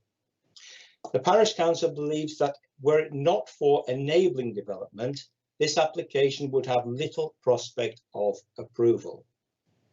Paragraphs 84 to 94 form the section of the officer's report dealing with enabling development. This is not rigorous enough and does not provide sufficient information to enable members to arrive at a lawful decision. We would like members to consider 2 main points. The first point is Historic England's good practice advice on planning. The officers refer to the latest Historic England good practice advice. We think the advice is quoted selectively and insufficient weight is given to certain important points. The report paints enabling development as a convenient conservation solution rather than as an absolute last resort. We believe that instead that officers should have stressed Historic England's emphasis on the seriousness of departing from planning policy. I'm going to quote some paragraphs. Paragraph 28.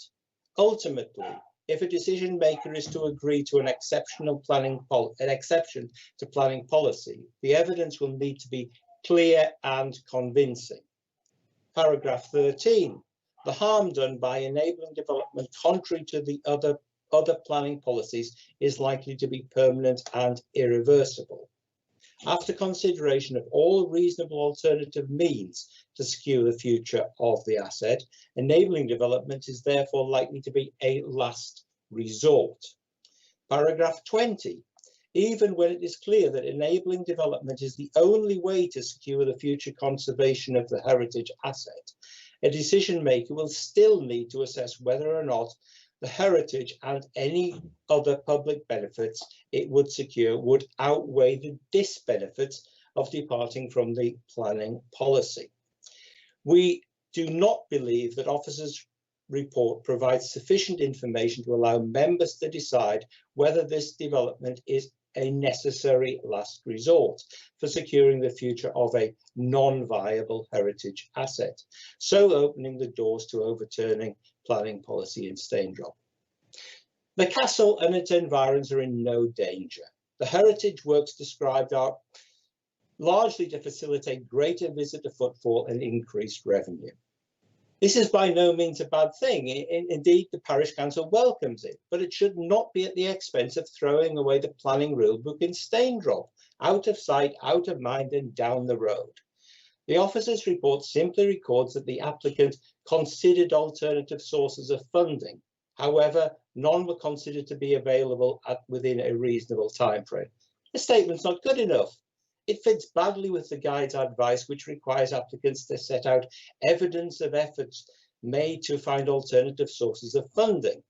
It is in paragraph 33, and the defining characteristics of enabling development is that it would secure the future conservation of a heritage asset if other reasonable efforts have failed, paragraph 15.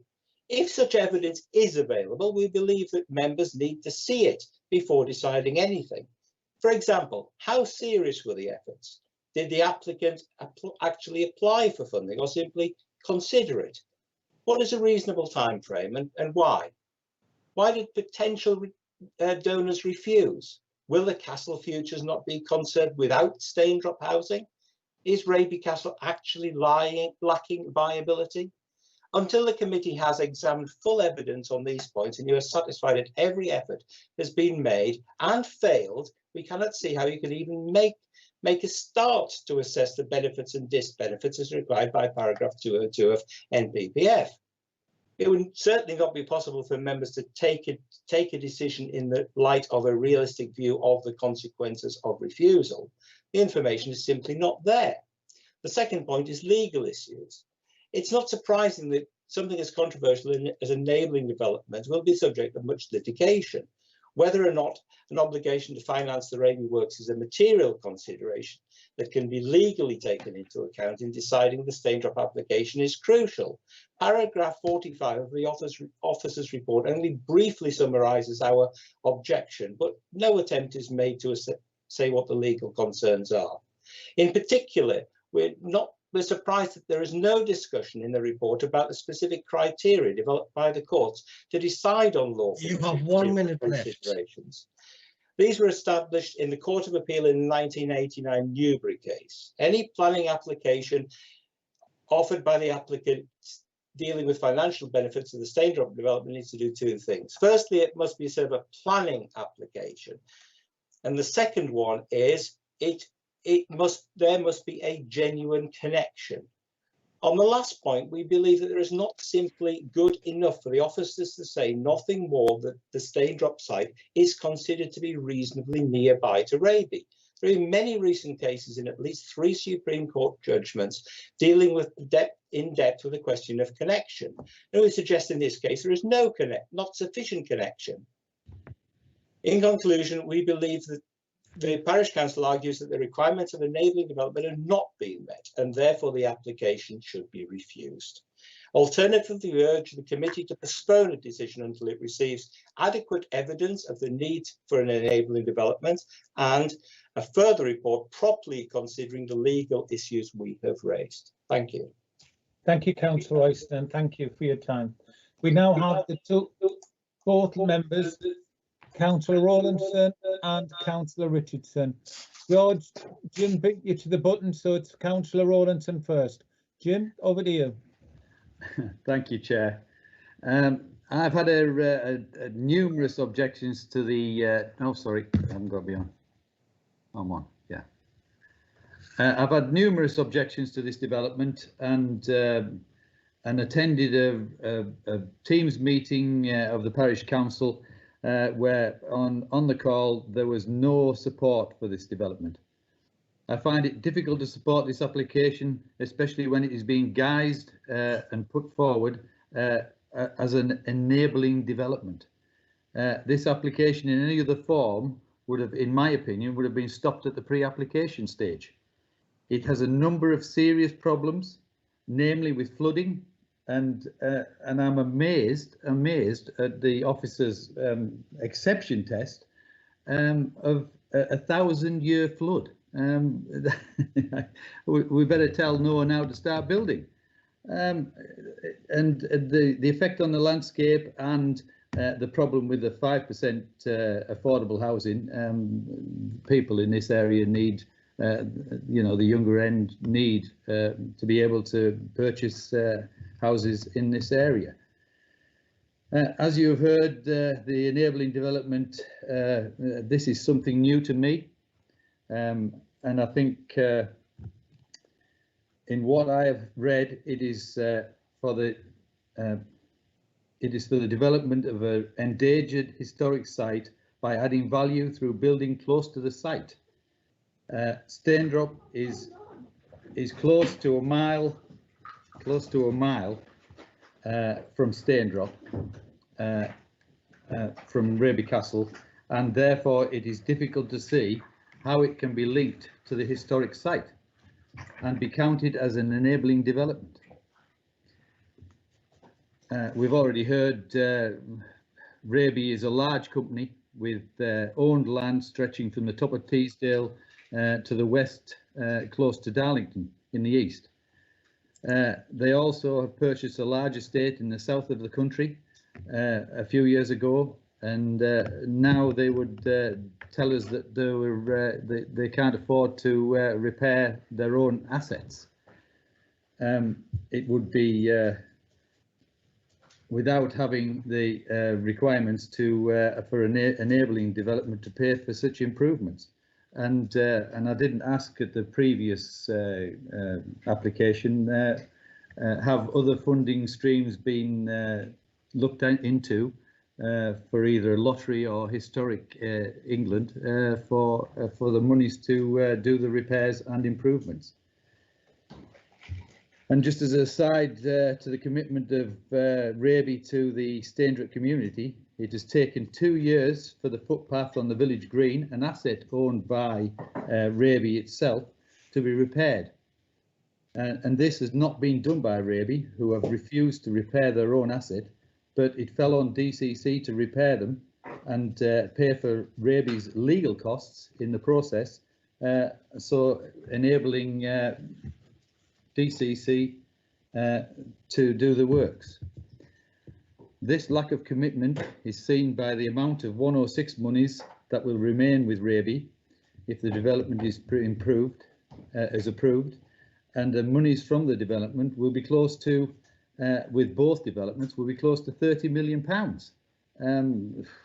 Astronomical figures, and well above the £12 million quoted that is needed to do the works.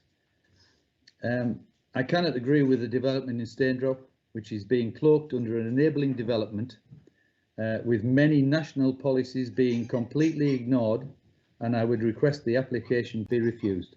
Thank you, Chair. Thank you, Councillor Orlington. We go straight to Councillor Richardson. George.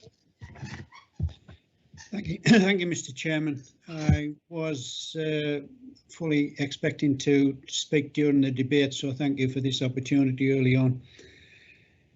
I wouldn't be true to myself if I didn't mention the loss of agricultural land, which is always a bugbear of mine.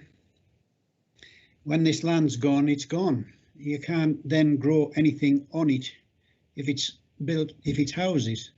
Although from what I learned on the news last night from the farming minister, that's neither here nor there. They don't care two outs about farming or farmers.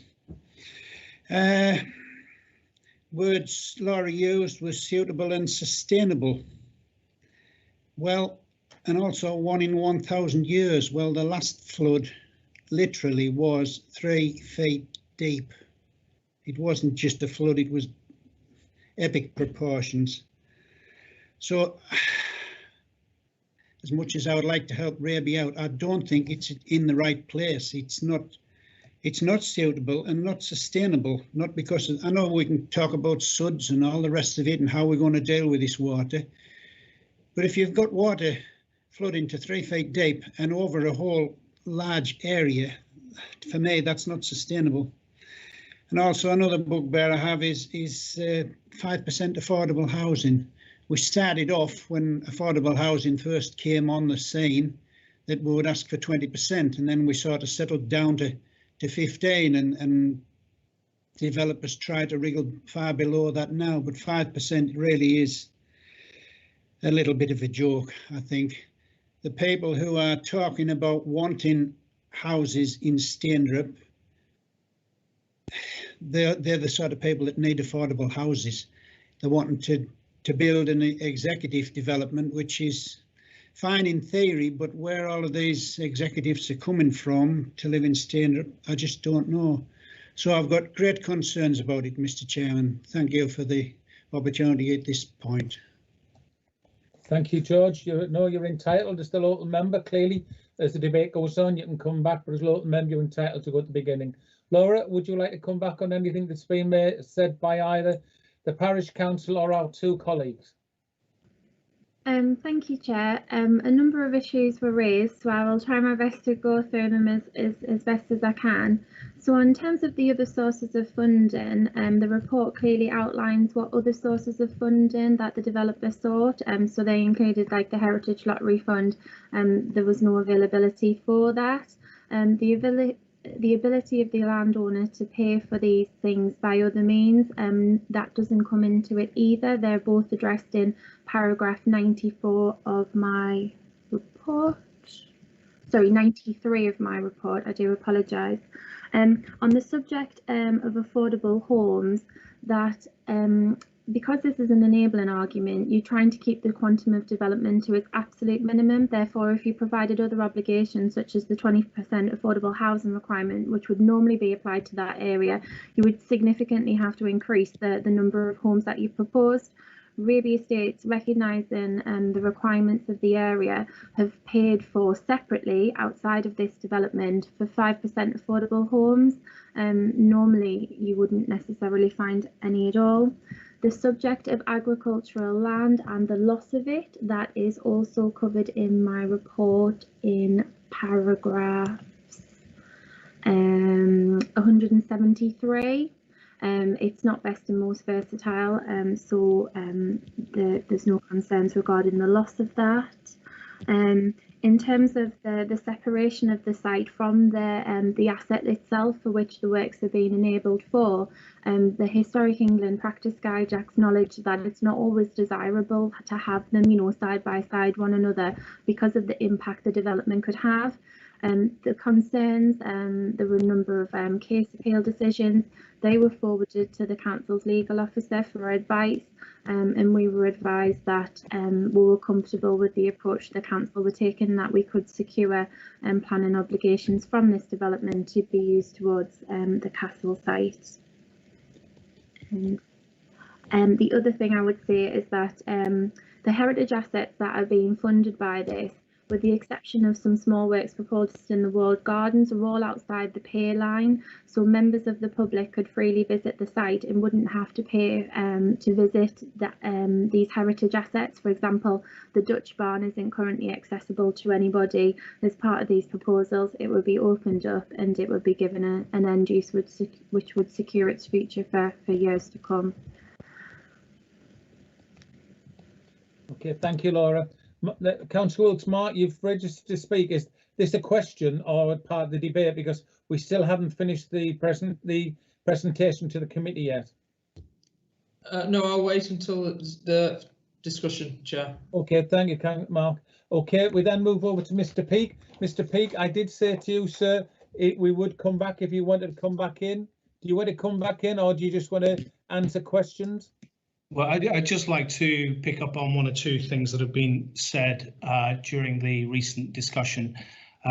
First of all, this time, so you do have 8 minutes. Thank you.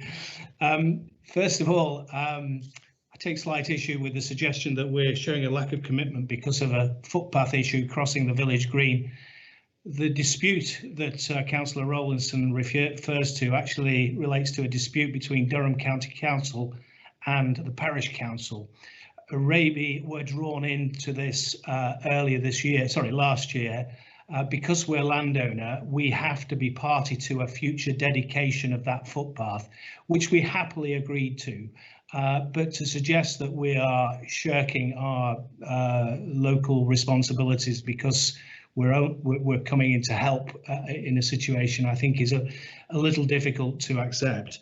The other suggestion that was made is that we have bought an estate in the south of England.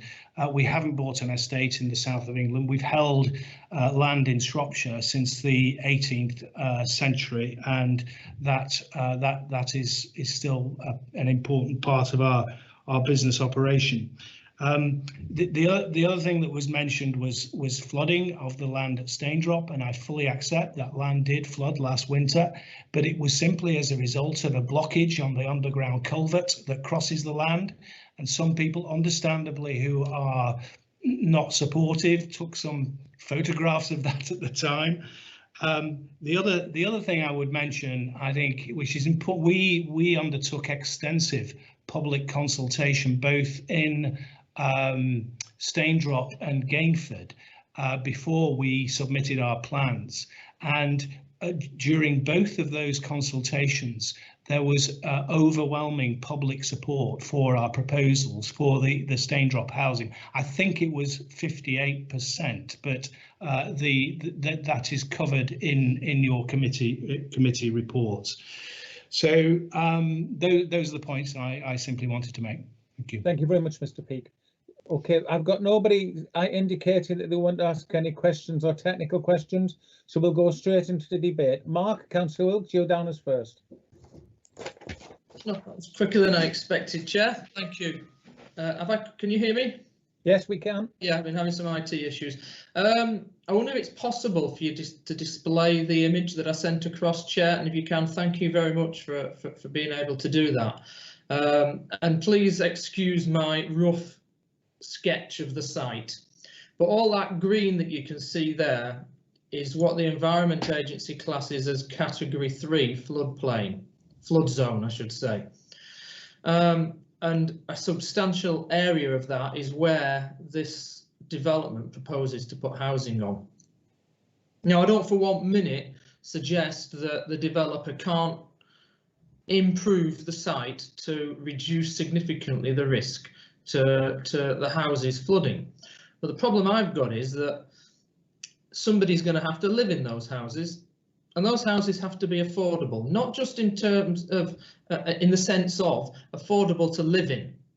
Now, at the moment, if a house was built before a certain year, you can get insurance cover guarantees through the government.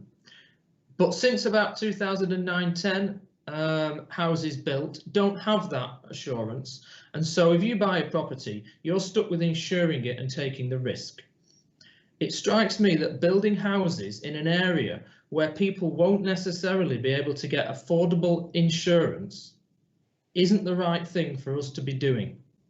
Just generally, full stop, regardless of whether this was an enabling application or not.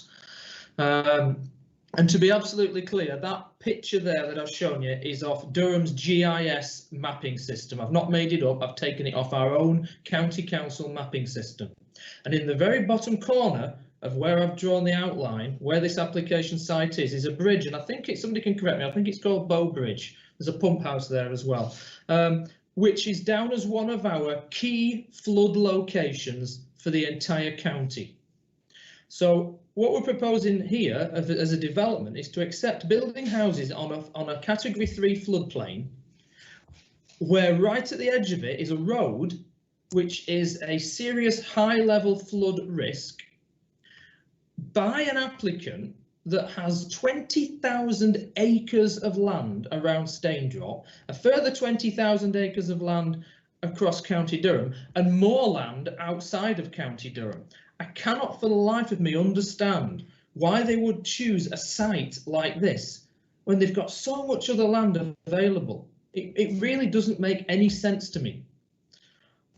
I can't, in all honesty, support an application that puts the people who are going to move into the houses at risk of not being able to afford to insure them, with the knock-on effect then down the line that if there is flooding, who's going to actually have to deal with it? It's going to be the public services of this county, whether it be police, fire, ambulance, whatever it might be. It makes no sense to build houses in an area which goes against the county plan that we've just passed and against the National Policy Planning Framework.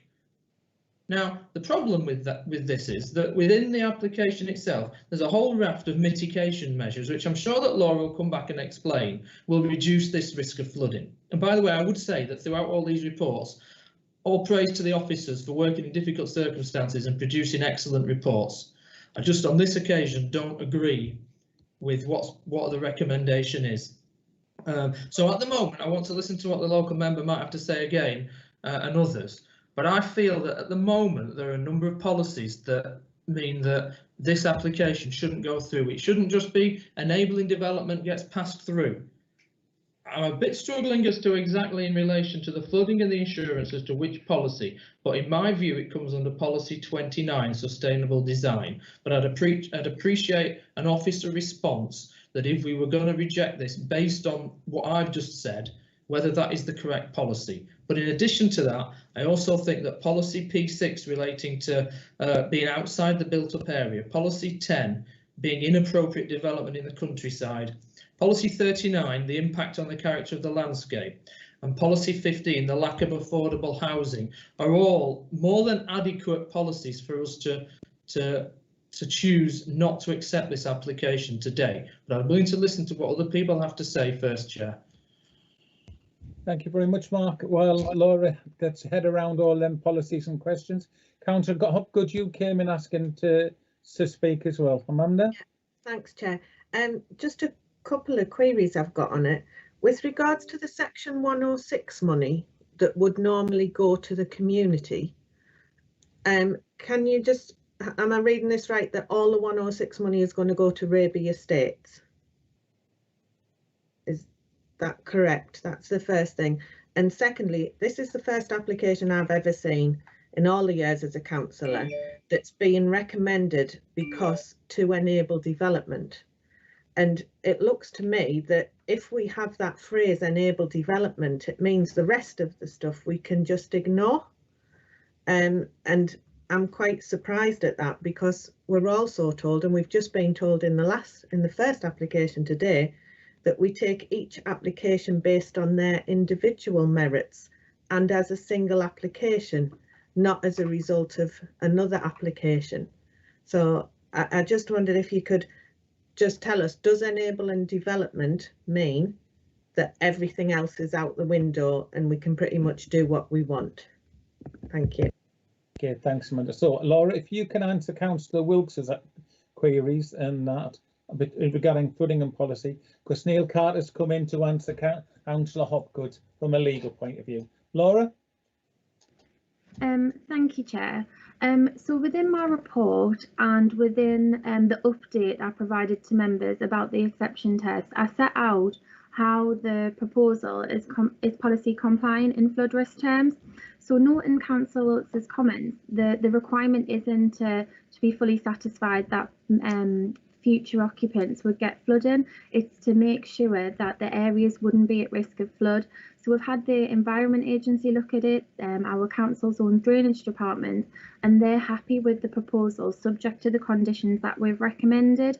So as I've set out, yes, there is encroachment for some of the properties on the southern boundary and that fall within flood zones 3A. The proposal is to raise the level of the land so that them houses will therefore sit out of the at-risk zone and that they're not considered to be at risk of flooding.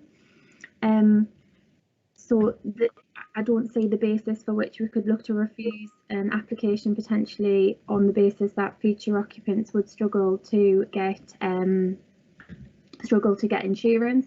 One of the comments and informatives that we got back from the Environment Agency actually said there's the potential for the flood map to be redrawn effectively to take account of the fact that this level's now being raised out of the flood risk zone, and that's something potentially that the applicant may want to pursue in the future to try and address some of the concerns that Councillor Wilkes has raised. In terms of what Councillor Hopgood, her queries, no, not all of the money that is raised or generated from this development would all be directed to Raby Castle. If you have a look at the recommendation, if we go through like things that we normally secure for planning applications like schools, there was no requirement to pay contributions to enhance schools. There was no requirement for the NHS contribution. We've secured the amount that we always would have secured from this development, regardless of whether it was enabling or not, for open space and recreation. And we've also secured the dedication of 3 new public rights of way to enable better links back to the village, and we've also secured a significant proportion of open space for the benefit of all residents. The bit where it's slightly not policy compliant is in relation to the affordable housing, and I touched upon that earlier. the difficulty we have is that if you secured the policy compliant amount of affordable housing, then you would have to increase the amount of development required to be able to fund that. The subject of enabling development, it doesn't allow you to rush over all the planning policies. You have to do a balancing exercise. You work through what are the relevant policies, outline what the identified impacts, and you've got to weigh them up. So for the purposes of paragraph 202, we have to weigh up whether the benefits associated with this development outweigh them. It's not like a significantly and demonstrably outweigh that we've been used to in the past, and on balance, the significant benefits that arise through securing these works are considered to outline the concerns that people have raised throughout the course of this presentation. Mr. Carter, Neil. Thank you, Chair. I think the case officer's really covered pretty much everything I was going to say. The only thing I'd sort of emphasise really is that you can't ignore, or members can't ignore, the conflict with policy. It is, as the case officer has said, a balancing test. So you're looking at what the harm is that arises from any conflict with policy versus the benefits of the scheme, and that's a judgment. Just on the issue of enabling development, I know one of the objectors suggested that there wasn't any connection between this site, this housing site, and the works at the castle. I mean, I think the first thing to say is that the Historic England guidance is only guidance. It's not planning policy. It's not legislation. And as the case officer has said, there doesn't always have to be a sort of close physical proximity between a housing site and the heritage assets that are to be improved or repaired. In this particular case, the 106 obligation would secure those particular package of heritage works, and that is a sufficient legal connection in this particular case. On the issue of the Newbury case, that's a case where concerning what is a material planning consideration, as I've said, in this particular case, we regard the package of heritage works to the castle as a material planning consideration. Newbury is often cited as a case that's authority for the proposition that planning permissions can't be bought and sold, which is something that members are familiar with. So, if there was something that was being put forward by way of the application, which was completely unrelated to the application, then that wouldn't be a material planning consideration, and it wouldn't be lawful to secure that by way of planning condition, or indeed by 106 obligation. The sort of typical example of that would be where developers offering some money, perhaps for some community type activity that's completely unrelated to the development in hand, essentially as a way of persuading the authority to grant planning permission. So that's the sort of thing that's not allowed by the Newbury case. Obviously, this is a completely different situation that we have here. Thank you, Neil. We go over to Mark, Councillor Wilkes.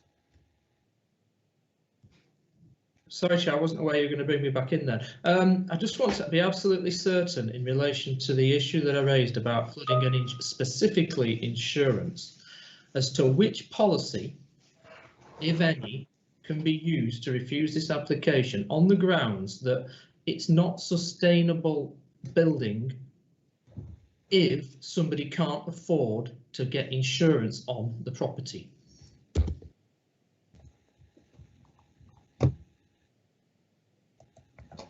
I don't know who's going to answer that one. If indeed anybody can, while somebody's thinking, I've got Councillor Jim Atkinson. Jim? Yes, Chair. I just want to make a comment at this point in terms of, I've heard executive housing and things like that mentioned, and Councillor Wilkes's point about insurance. I'm a bit lost off here. I recently went looking for a house with my daughter, and I was in Highton and a number of other places, and I went into some housing estates, which, well, they were quite nice housing estates, and the cheapest house on the plot was £250,000. So we went round looking at the plot; they were all full. So we went looking at other plots as well, and when we looked, they weren't just even more expensive houses than that. This is full estates, right?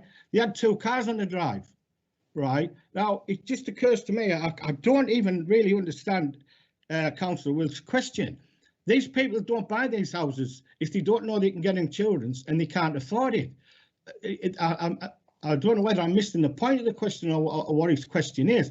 On top of that, it seems a bit ridiculous to me that we've got a planning thing here where people can come along, build a set of houses, and think for 1 minute they can sell it to somebody when they can't insure it. Or someone's going to have to explain something about that to me, because I cannot follow that at all. Right. At this moment in time, I've got nobody else requesting to speak and nobody actually wishing to respond to either Jim or Mark. Have I got a proposal? Therefore, I believe that that's the end of the debate. Have I got somebody who's prepared? Oh, hang on, I've got Henry used to come in. Henry, for the members of the public, Mr. Jones, Henry Jones is one of our principal planning officers in the county. Henry? Well, I was just prepared to come in on that point about the flood risk that Councillor Wilkes was raising. I mean, I think from officers' point of view, a matter of insurance is not a material planning ground, so we wouldn't recommend to Councillor Wilkes that he could refuse an application on whether or not a proposal, whether or not someone would in the future get insurance or otherwise. If what Councillor Wilkes wants to do is refuse the scheme, proposed refuse scheme on flood risk grounds, i.e. there's an unacceptable risk of flooding issues here, then it will be policy 35. But they're 2 slightly different things. Thank you, Chair. No, thank you, Henry, for clarification. I appreciate that. Right, we've now got Councillor George Richardson, and then I've got Councillor Mark Wilkes, who wishes to make a proposal to refuse. Councillor Richardson. Thank you, Mr. Chairman. I've got a lot to add to what I said earlier, only the fact that at the other end, the eastern end of Staindrop, we gave permission for 50 odd houses to be built. If we give permission for these 70 odd, there'll be at least 120 new houses, which computes to, I think, 20% uplift in the village of Staindrop. Is that sustainable? I'm not so sure. And I know what Laura said, I still have grave concerns about the flooding.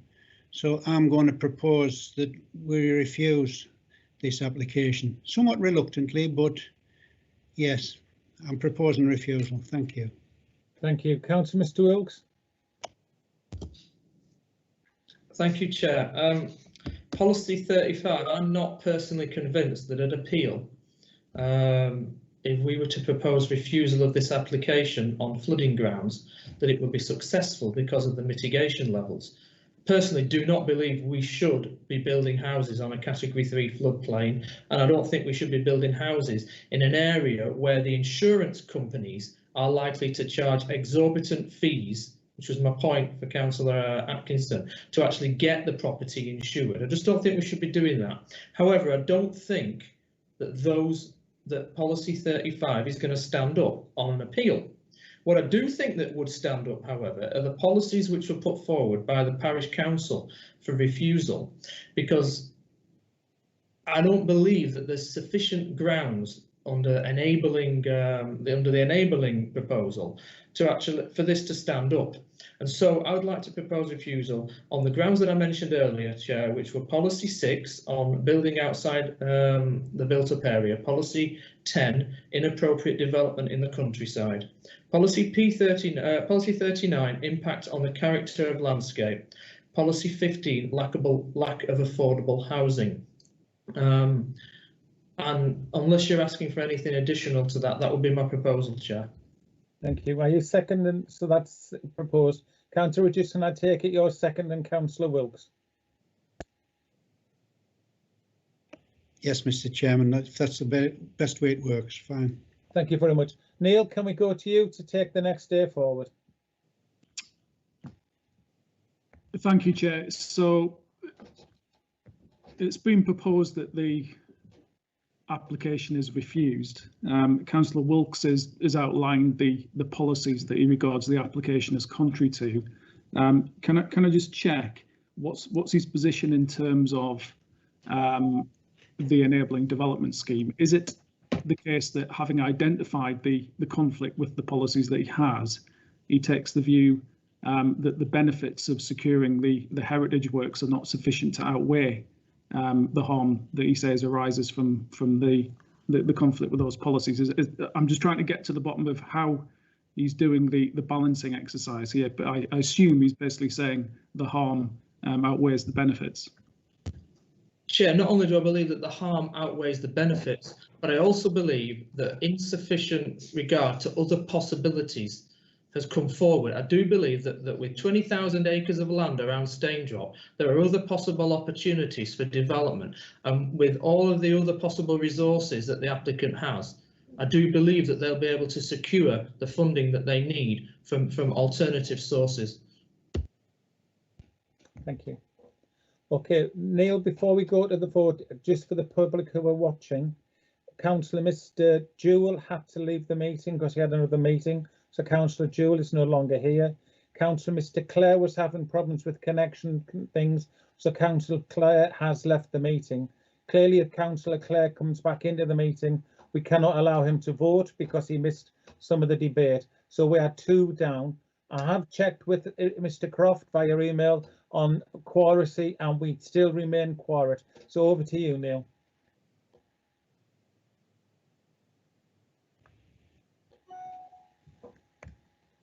Thank you, Chair. So we'll put this to the vote.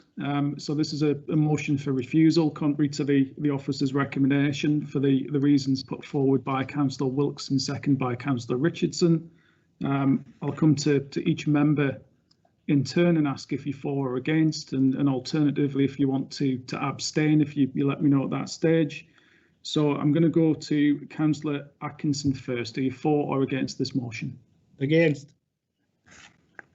Thank you. Next, Councillor Corrigan. Against. Thank you. Councillor Hopgood. For. Thank you. Councillor Lang. Against. Thank you. Councillor Richardson. For. Thank you. Councillor Tinsley. Against. Thank you. And Councillor Wilkes. For. Chair, that's 4 votes to 3 against the motion. Therefore, can I now put to the meeting, please, Neil, that members accept and approve the recommendation of the officers?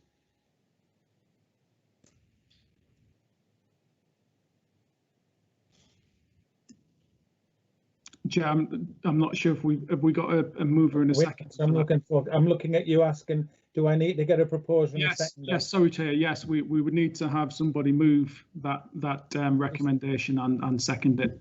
Move the officer's recommendations, Chair. Thank you, Councillor Lang. Proposed recommendations and seconded. Do I have a seconder? Second. A second by Councillor Jim Atkinson. So can we go to the vote, please? Yes, thank you, Chair. So thank you, Neil, for your advice. I'll put this to the vote. This is for the motion to approve the application in accordance with officer's recommendation. Councillor Atkinson, are you for or against that? For. Thank you. Councillor Corrigan. For. Thank you. Councillor Hopgood. Against. Thank you. Councillor Lang. For. Thank you. Councillor Richardson. Against. Thank you. Councillor Tinsley. For. Thank you. And finally, Councillor Wilkes. Against.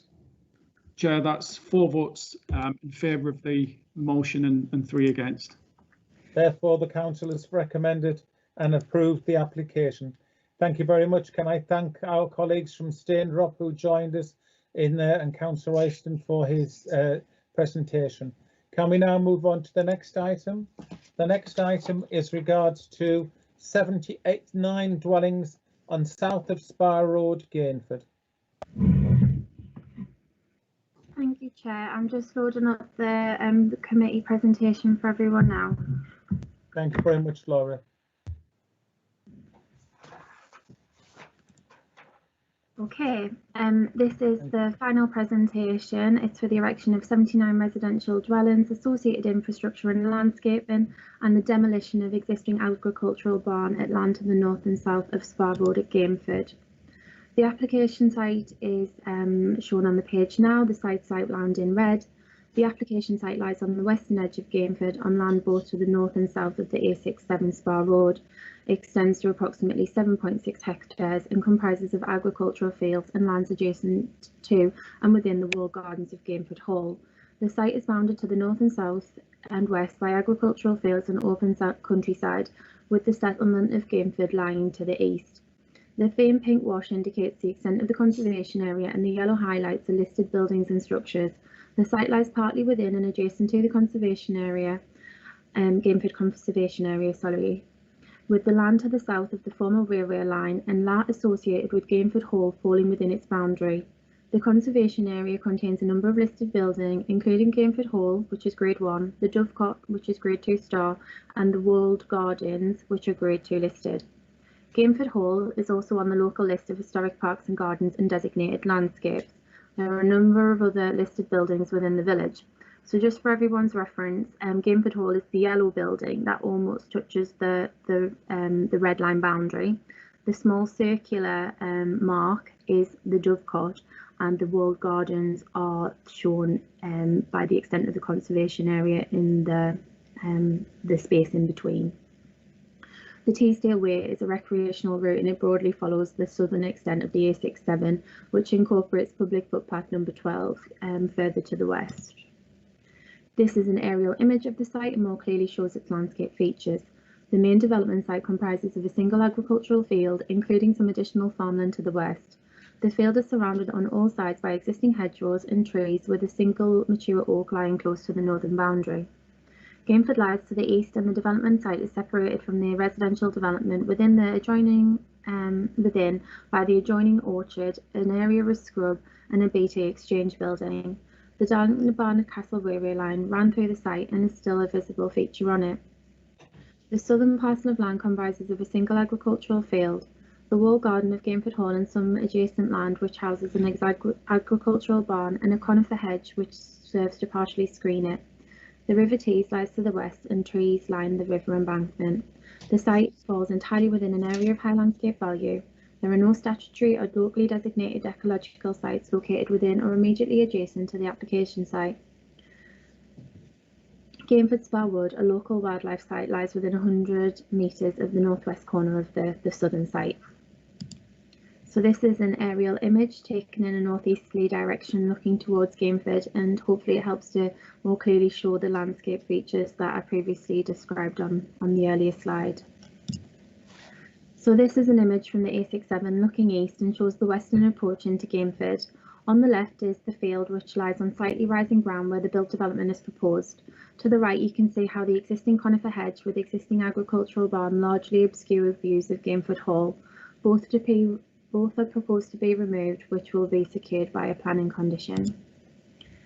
This image is taken from further along the road, and although the western approach to the settlement, including the site, makes a positive contribution to the conservation area, its built edge is considered to be relatively weak and doesn't reflect the positive architectural or townscape qualities that are found within the historic core. On this photograph you can also see some of the existing junction points for the A67. The application site seeks full planning permission for the erection of 79 dwellings on the northern parcel of land. The proposal includes a mix of 1, 2, 3 and 4 bedroom apartments, bungalows, coach houses and houses, and a range of detached, semi-detached and terrace options. The proposal includes 5% affordable housing comprising of 3 numbered 2-bedroom houses and a single 3-bedroom property for discounted market sale. All properties feature off-street parking and enclosed rear gardens. 2 new priority control T-junctions in a staggered arrangement are proposed off the A67 Spa Road to provide access to the residential development to the north and to the south should this be developed as an employment site, which would be subject to a separate planning application. Existing footpaths to both the north and south of the A67 in the vicinity of the junction would be widened to 2 metres, connecting into the internal site network. The submitted landscape master plan demonstrates that amenity open space will be provided around the southern and western edges of the built environment and new access. Along the western boundary, existing hedgerow would be retained and gapped up, and native new woodland copses would be planted in the adjacent field. Additional tree planting is also proposed within the development site. Existing hedgerows to the southern boundary would require removal to facilitate site access arrangements, to be replaced by a stone wall, grass verges and lime tree avenue. The southern parcel of land is proposed to integrate further areas of open space in an ecological mitigation area, including a sustainable drainage system incorporating a detention basin. A new dedicated public right-of-way is proposed in addition to informal paths through the open space. A new hedge road is proposed to line the A67 with additional tree planting and wildflower meadows. The existing agricultural barn will be demolished and the conifer hedge removed and replaced by a native hedgerow and estate railings. No development is proposed within the garden walls. So this slide shows some illustrative views of the proposed development. The top image is a view from the proposed entrance of the A67 road and the new triangular green space that will be associated with it. The lower image is taken from the northern end of the site looking south along the main road. The materials palette proposed includes either local rubble stone or through colour render, a tiled roof in either slate or grey pantiles, and either stone or rendered window and door surrounds. Windows and doors are proposed to be painted timber with right way mortar goods. Boundary treatments are proposed to be a mixture of local rubble stone and rendered walls, timber fencing or boundary hedging. So again, here's a summary of the consultation responses that we've received. Gainford and Langton Parish Council object to the development on the basis that it's contrary to the development plan. The works to Gainford Hall are considered to be improvement remedial works, therefore fall outside the scope of paragraph 79 and 202 of the MPPF, which relate to enabling development. It will entail development within the conservation area, which should be avoided at all costs. Traffic, access and pedestrian routes are an issue, and finally the development, coupled with one already consented at St Peter's, will increase the size of the village considerably. Historic England has no objection to this proposal and notes that substantial benefits to the historic environment would result from it in the form of removing Gainford Hall and the Dovecot from the Heritage at Risk Register. The Highways Authority advised that the transport assessment demonstrates that traffic flows can adequately be accommodated on the local road network. The site layout has been amended to include requested revisions, site visibility space will be achieved and parking provision is deemed acceptable. Remaining statutory, internal and external consultees raise no objection subject to conditions and informatives. The application is being publicised by way of a press notice, site notice and neighbour notification letters. 36 letters of representation have been received. Objections relate to the principle of development being unacceptable, access and highway related concerns, heritage and visual impact, residential amenity and other issues. The Campaign for the Protection of Rural England has also objected. One letter of support has been received outlining the benefits of the proposal, including the high design quality. The development will support the village and its facilities and will result in improvements to Gainford Hall.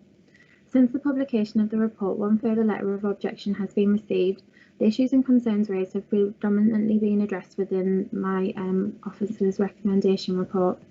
Some new concerns were raised as to whether this development is appropriate given the current economic climate, and also is it economically viable for people to afford this given rising unemployment and financial issues on businesses during and post the COVID economic crisis.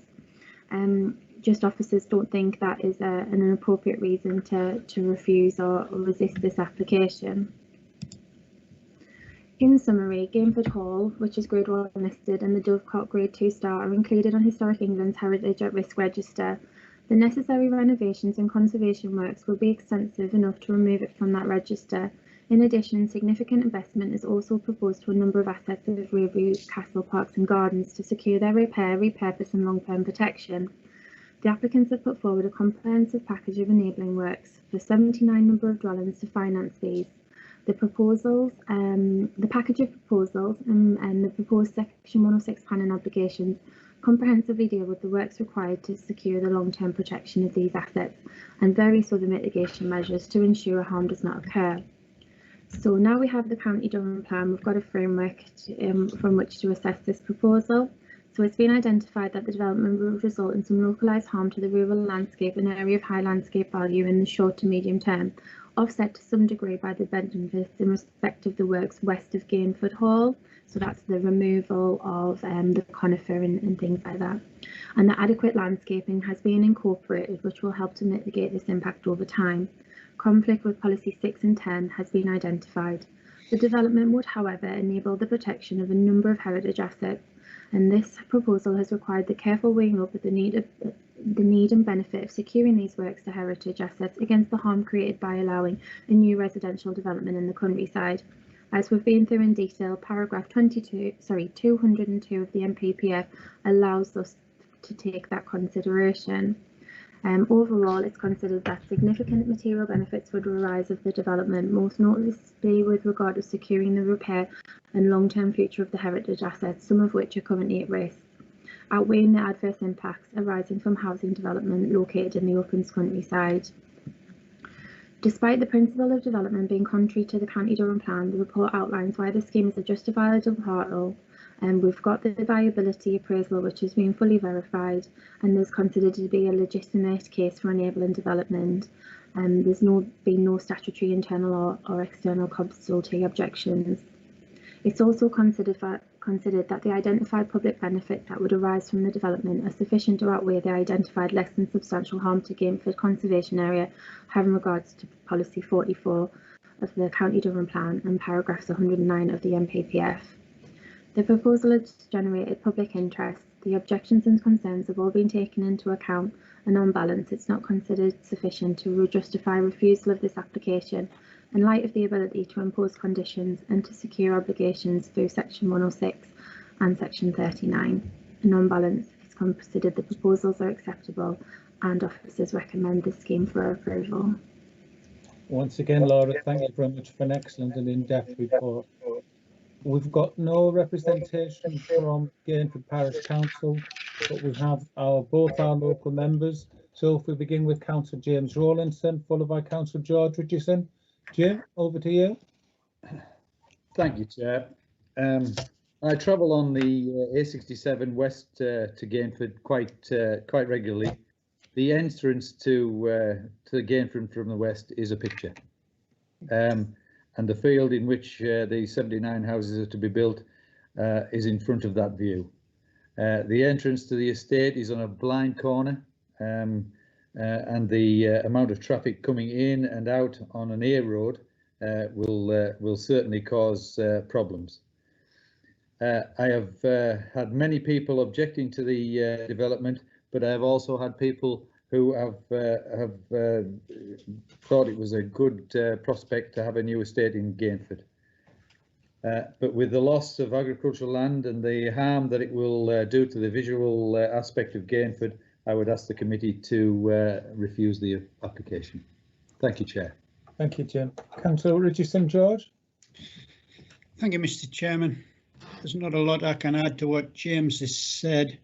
He's even mentioned the loss of agricultural land, which is my forte. There would be, I think I know where this is heading, but there would be a lot of people in Gainford would shout me if I didn't really object to this. I know where Raby are coming from, and I touched on it lightly with Staindrop that it was with regret, but the same applies to Gainford, and I'm going to have to move refusal because of the people of Gainford who object to it, and they are in vast numbers. Yes, thank you. Thank you very much, George. Councillor Richardson. Can we now move over to Mr. Peake? Mr. Peake, I hope you're still there, sir. Let's look for you coming up. But Mr. Peake, I am, Mr. Chairman. Thank you. You still have the same 5 minutes. I know you turned around and said you didn't want a president, but you have 5 minutes, so it's your 5 minutes, so you enjoy it. Thank you, Mr. Chairman. I just to address a couple of points that have been raised. Again, in Gainford, we did a lot of consultation locally, and there was a lot of support for the scheme. In fact, the support for the scheme in Gainford was greater than it was in Staindrop. Again, the figures of our local consultation are outlined in your committee reports. I would also like to just respond to the comment about Raby finding other sites on its 20,000 acres or whatever. We did go through a process of reviewing all existing settlements within our ownership to assess which settlements presented the most sustainable locations for housing development. And sustainable means good access to schools, shops, public transport, and so on. So we do own a lot of land, but much of that land is in extremely remote and rural locations where it would be completely unsustainable to build. Those are the only additional comments I wish to make at this stage, Mr. Chairman. Thank you.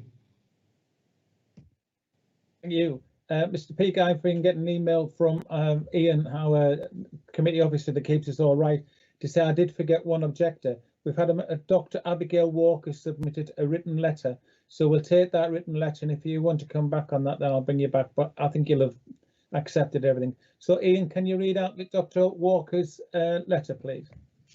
Certainly, Chair. I'm sorry I can't speak in person, but I would like to get my concerns across.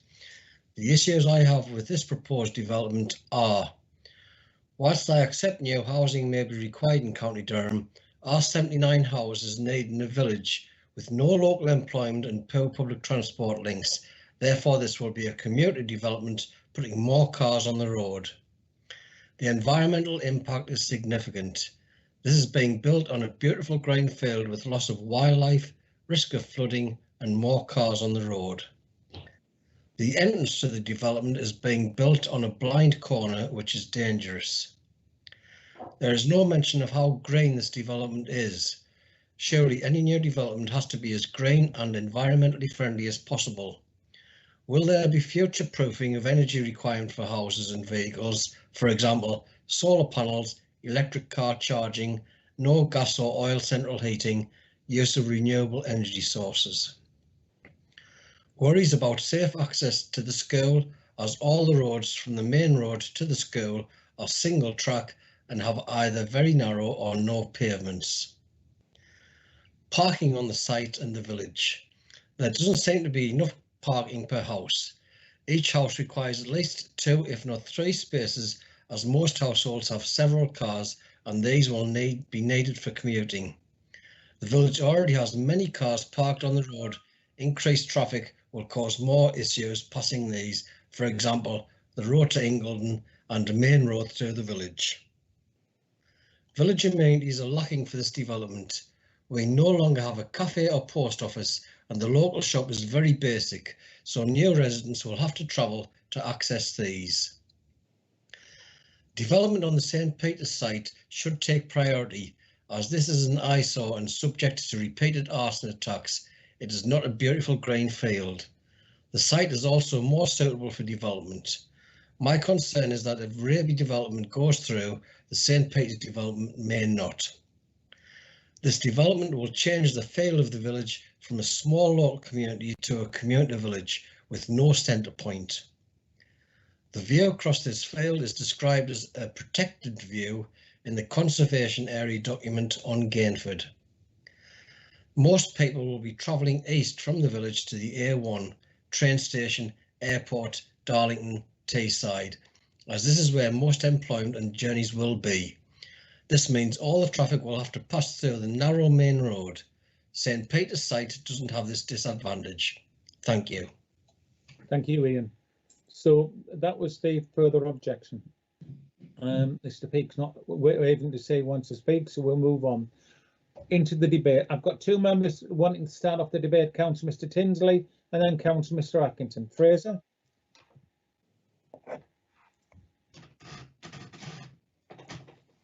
Thanks a lot, Chair. I know we've been here for a very long time, but I'd just like to say this thing. I've listened to the issues and the objectors and the emails and what officers have had to say, and I think one thing is clear. I think the issue of enabling is not as contentious in this application as it was in the one that we discussed earlier today. And I just wanted to bring up as well, I think it is very difficult for communities in places like Gainford and Staindrop, because there is clear pressure for development in these places. People want to live in these places because they're attractive places and they're very pleasant environments and have good schools and things of this nature. And in a way, places like this can become a victim of their own success. And I think we have to remember that we live in a context where there is not just pressure for development from developers, but from above. And if you forgive me, and I think you'll understand why, John, I'd like to give you just a couple of quotes, short quotes. First one is, we need to build the homes our country needs to bridge the present generational divide, to create an ownership society in which we have more people with the dignity and security of their own home. And the second quote, if you forgive me, John, is that we need homes in the places we want to live, at prices we can afford, so that all of us can be free to live where we can connect our talents with opportunity. Now, the first quote there was from the Right Honourable Robert Jenrick MP, who's Secretary of State for Housing and Communities. And the second one was from the Right Honourable Boris Johnson MP, who's the Prime Minister. And I think that is the context to the world we live in today, the significant pressure for development. And that's what we experience here. But going back to the merits of this application, I think it's the case that on balance, I'd propose we accept the officer's recommendations and approve. Thank you, Chair. No, thank you, Fraser. So at the moment, I've got a proposer to refuse and a proposer to approve, but no seconders. I've got George Richardson asking to speak, but Mark Wilkes, George, who hasn't spoken in the debate first. So we'll take Jim Atkinson, Mark Wilkes, and then George Richardson. Jim? Yes, Chair, just following on from Councillor Tinsley, who I'd like to second his motion. Sometimes you have the debate, you listen, you read what you can read, and basically what you're left with at the end of the day is which outweighs the other, and that's all you're left with, to be fair. And sometimes it's very close, and it's been a very, very long day, and it's been very close all the time, and there's been arguments both ways all the way down the line. But again, once again, I can't see anywhere where the benefits are trumped by the objections in this particular application either. So, as I say, with that in mind, I just have to go along with Councillor Tinsley's proposal. Thank you. Thank you, Jim. Councillor Wilkes. Thank you, Chair. I was looking at the strategic housing land availability assessment, and obviously this piece of land wasn't passed through the county plan as a development site, and the council's own internal site states that part of this land is a large uncontained incursion into attractive countryside beyond well assimilated settlement edge, which is likely to have some significant landscape effects and cause significant adverse harm to the setting of the conservation area, as well as Grade 1 and Grade 2 listed buildings. It is unlikely to achieve suitable highway access without significant hedge removal. Furthermore, there are substandard A67 footway links eastward to settlement, particularly on the same side of the site. That's only one side of the road. You've then got the part of what's being proposed to be developed on the other side of the road. But there's no flood risk. I've looked at the categories, category 2 and 3. There is no flood risk on this site. The part of the site was suggested would have a yield of 86, but this site's significantly larger and only has 79 houses proposed. I find myself less inclined to be voting against this application. There's still quite a lot of reasons why we shouldn't be developing in an area like this, but as has been said, this is on a balance based on the benefits of this development compared to the negatives. I'm going to have a listen to what any other members say, Chair. Thank you, Mark. George, I did see you would go next. George, I'm going to look at Neil first, because I don't actually think you need a seconder, because you're saying refuse, Fraser's saying for. I think if we went for the vote, you know, just the one vote that Fraser's proposed, yours is actually taken anyhow as part of that. Do you see what I'm trying to say, Neil? Yes, Chair. It's a sort of binary position, isn't it? It's either one or the other, and that can be dealt with. Before you vote for, if you're not voting for, you're voting against. So I don't think you need a second to George. George, you would like to come in, and then we've got Councillor Hopgood after you. Thank you, Mr. Chairman. Just to add, it's very similar in many ways to Staindrop in that Ian reminded me really when he read the objector's letter about St Peter's, which is at the eastern side, eastern entrance to Gainford, and there's 30 odd houses which I think will be coming forward. There's been a lot of debate and a lot of toing and froing about that, but once again we will have somewhere in the region of 110 new houses, which once again for Gainford will probably be somewhere in the region of a 20% uplift in numbers. The other aspect that worries me greatly is the road and the access, being a very busy road, and the school is on the other side of the road. Crossing that road will be a great worry, and we'll have to do something about it if it does get its permission. Thank you, Mr. Chairman. No, thank you, George. And finally to speak, Councillor Hopgood, Amanda. Yeah, I think George has answered a little bit of this for me. I was going to ask where the development at St Peter's was in terms of has it started, and I believe from what he said it hasn't, and therefore I really don't see the need for this coming forward when we've got an application that's been approved for building in Gainford that has yet to commence. And it goes against, it's clearly highlighted that this falls outside the policy in that there is enough land supply in this area to see us over the 5 years. And I have to say, I'm quite staggered today that we've waited for years for the County Durham plan to come in so that we can all abide by it and have guidance. And every application bar one, we've gone against what the plan said. So I just wonder what we've waited all these years for. Thank you, Chair. Thank you, Amanda. So, Neil, we've got one straight vote proposed by Councillor Tinsley, seconded by Councillor Atkinson, that we agree with the proposed by the officers to approve. Could we go to the vote, please?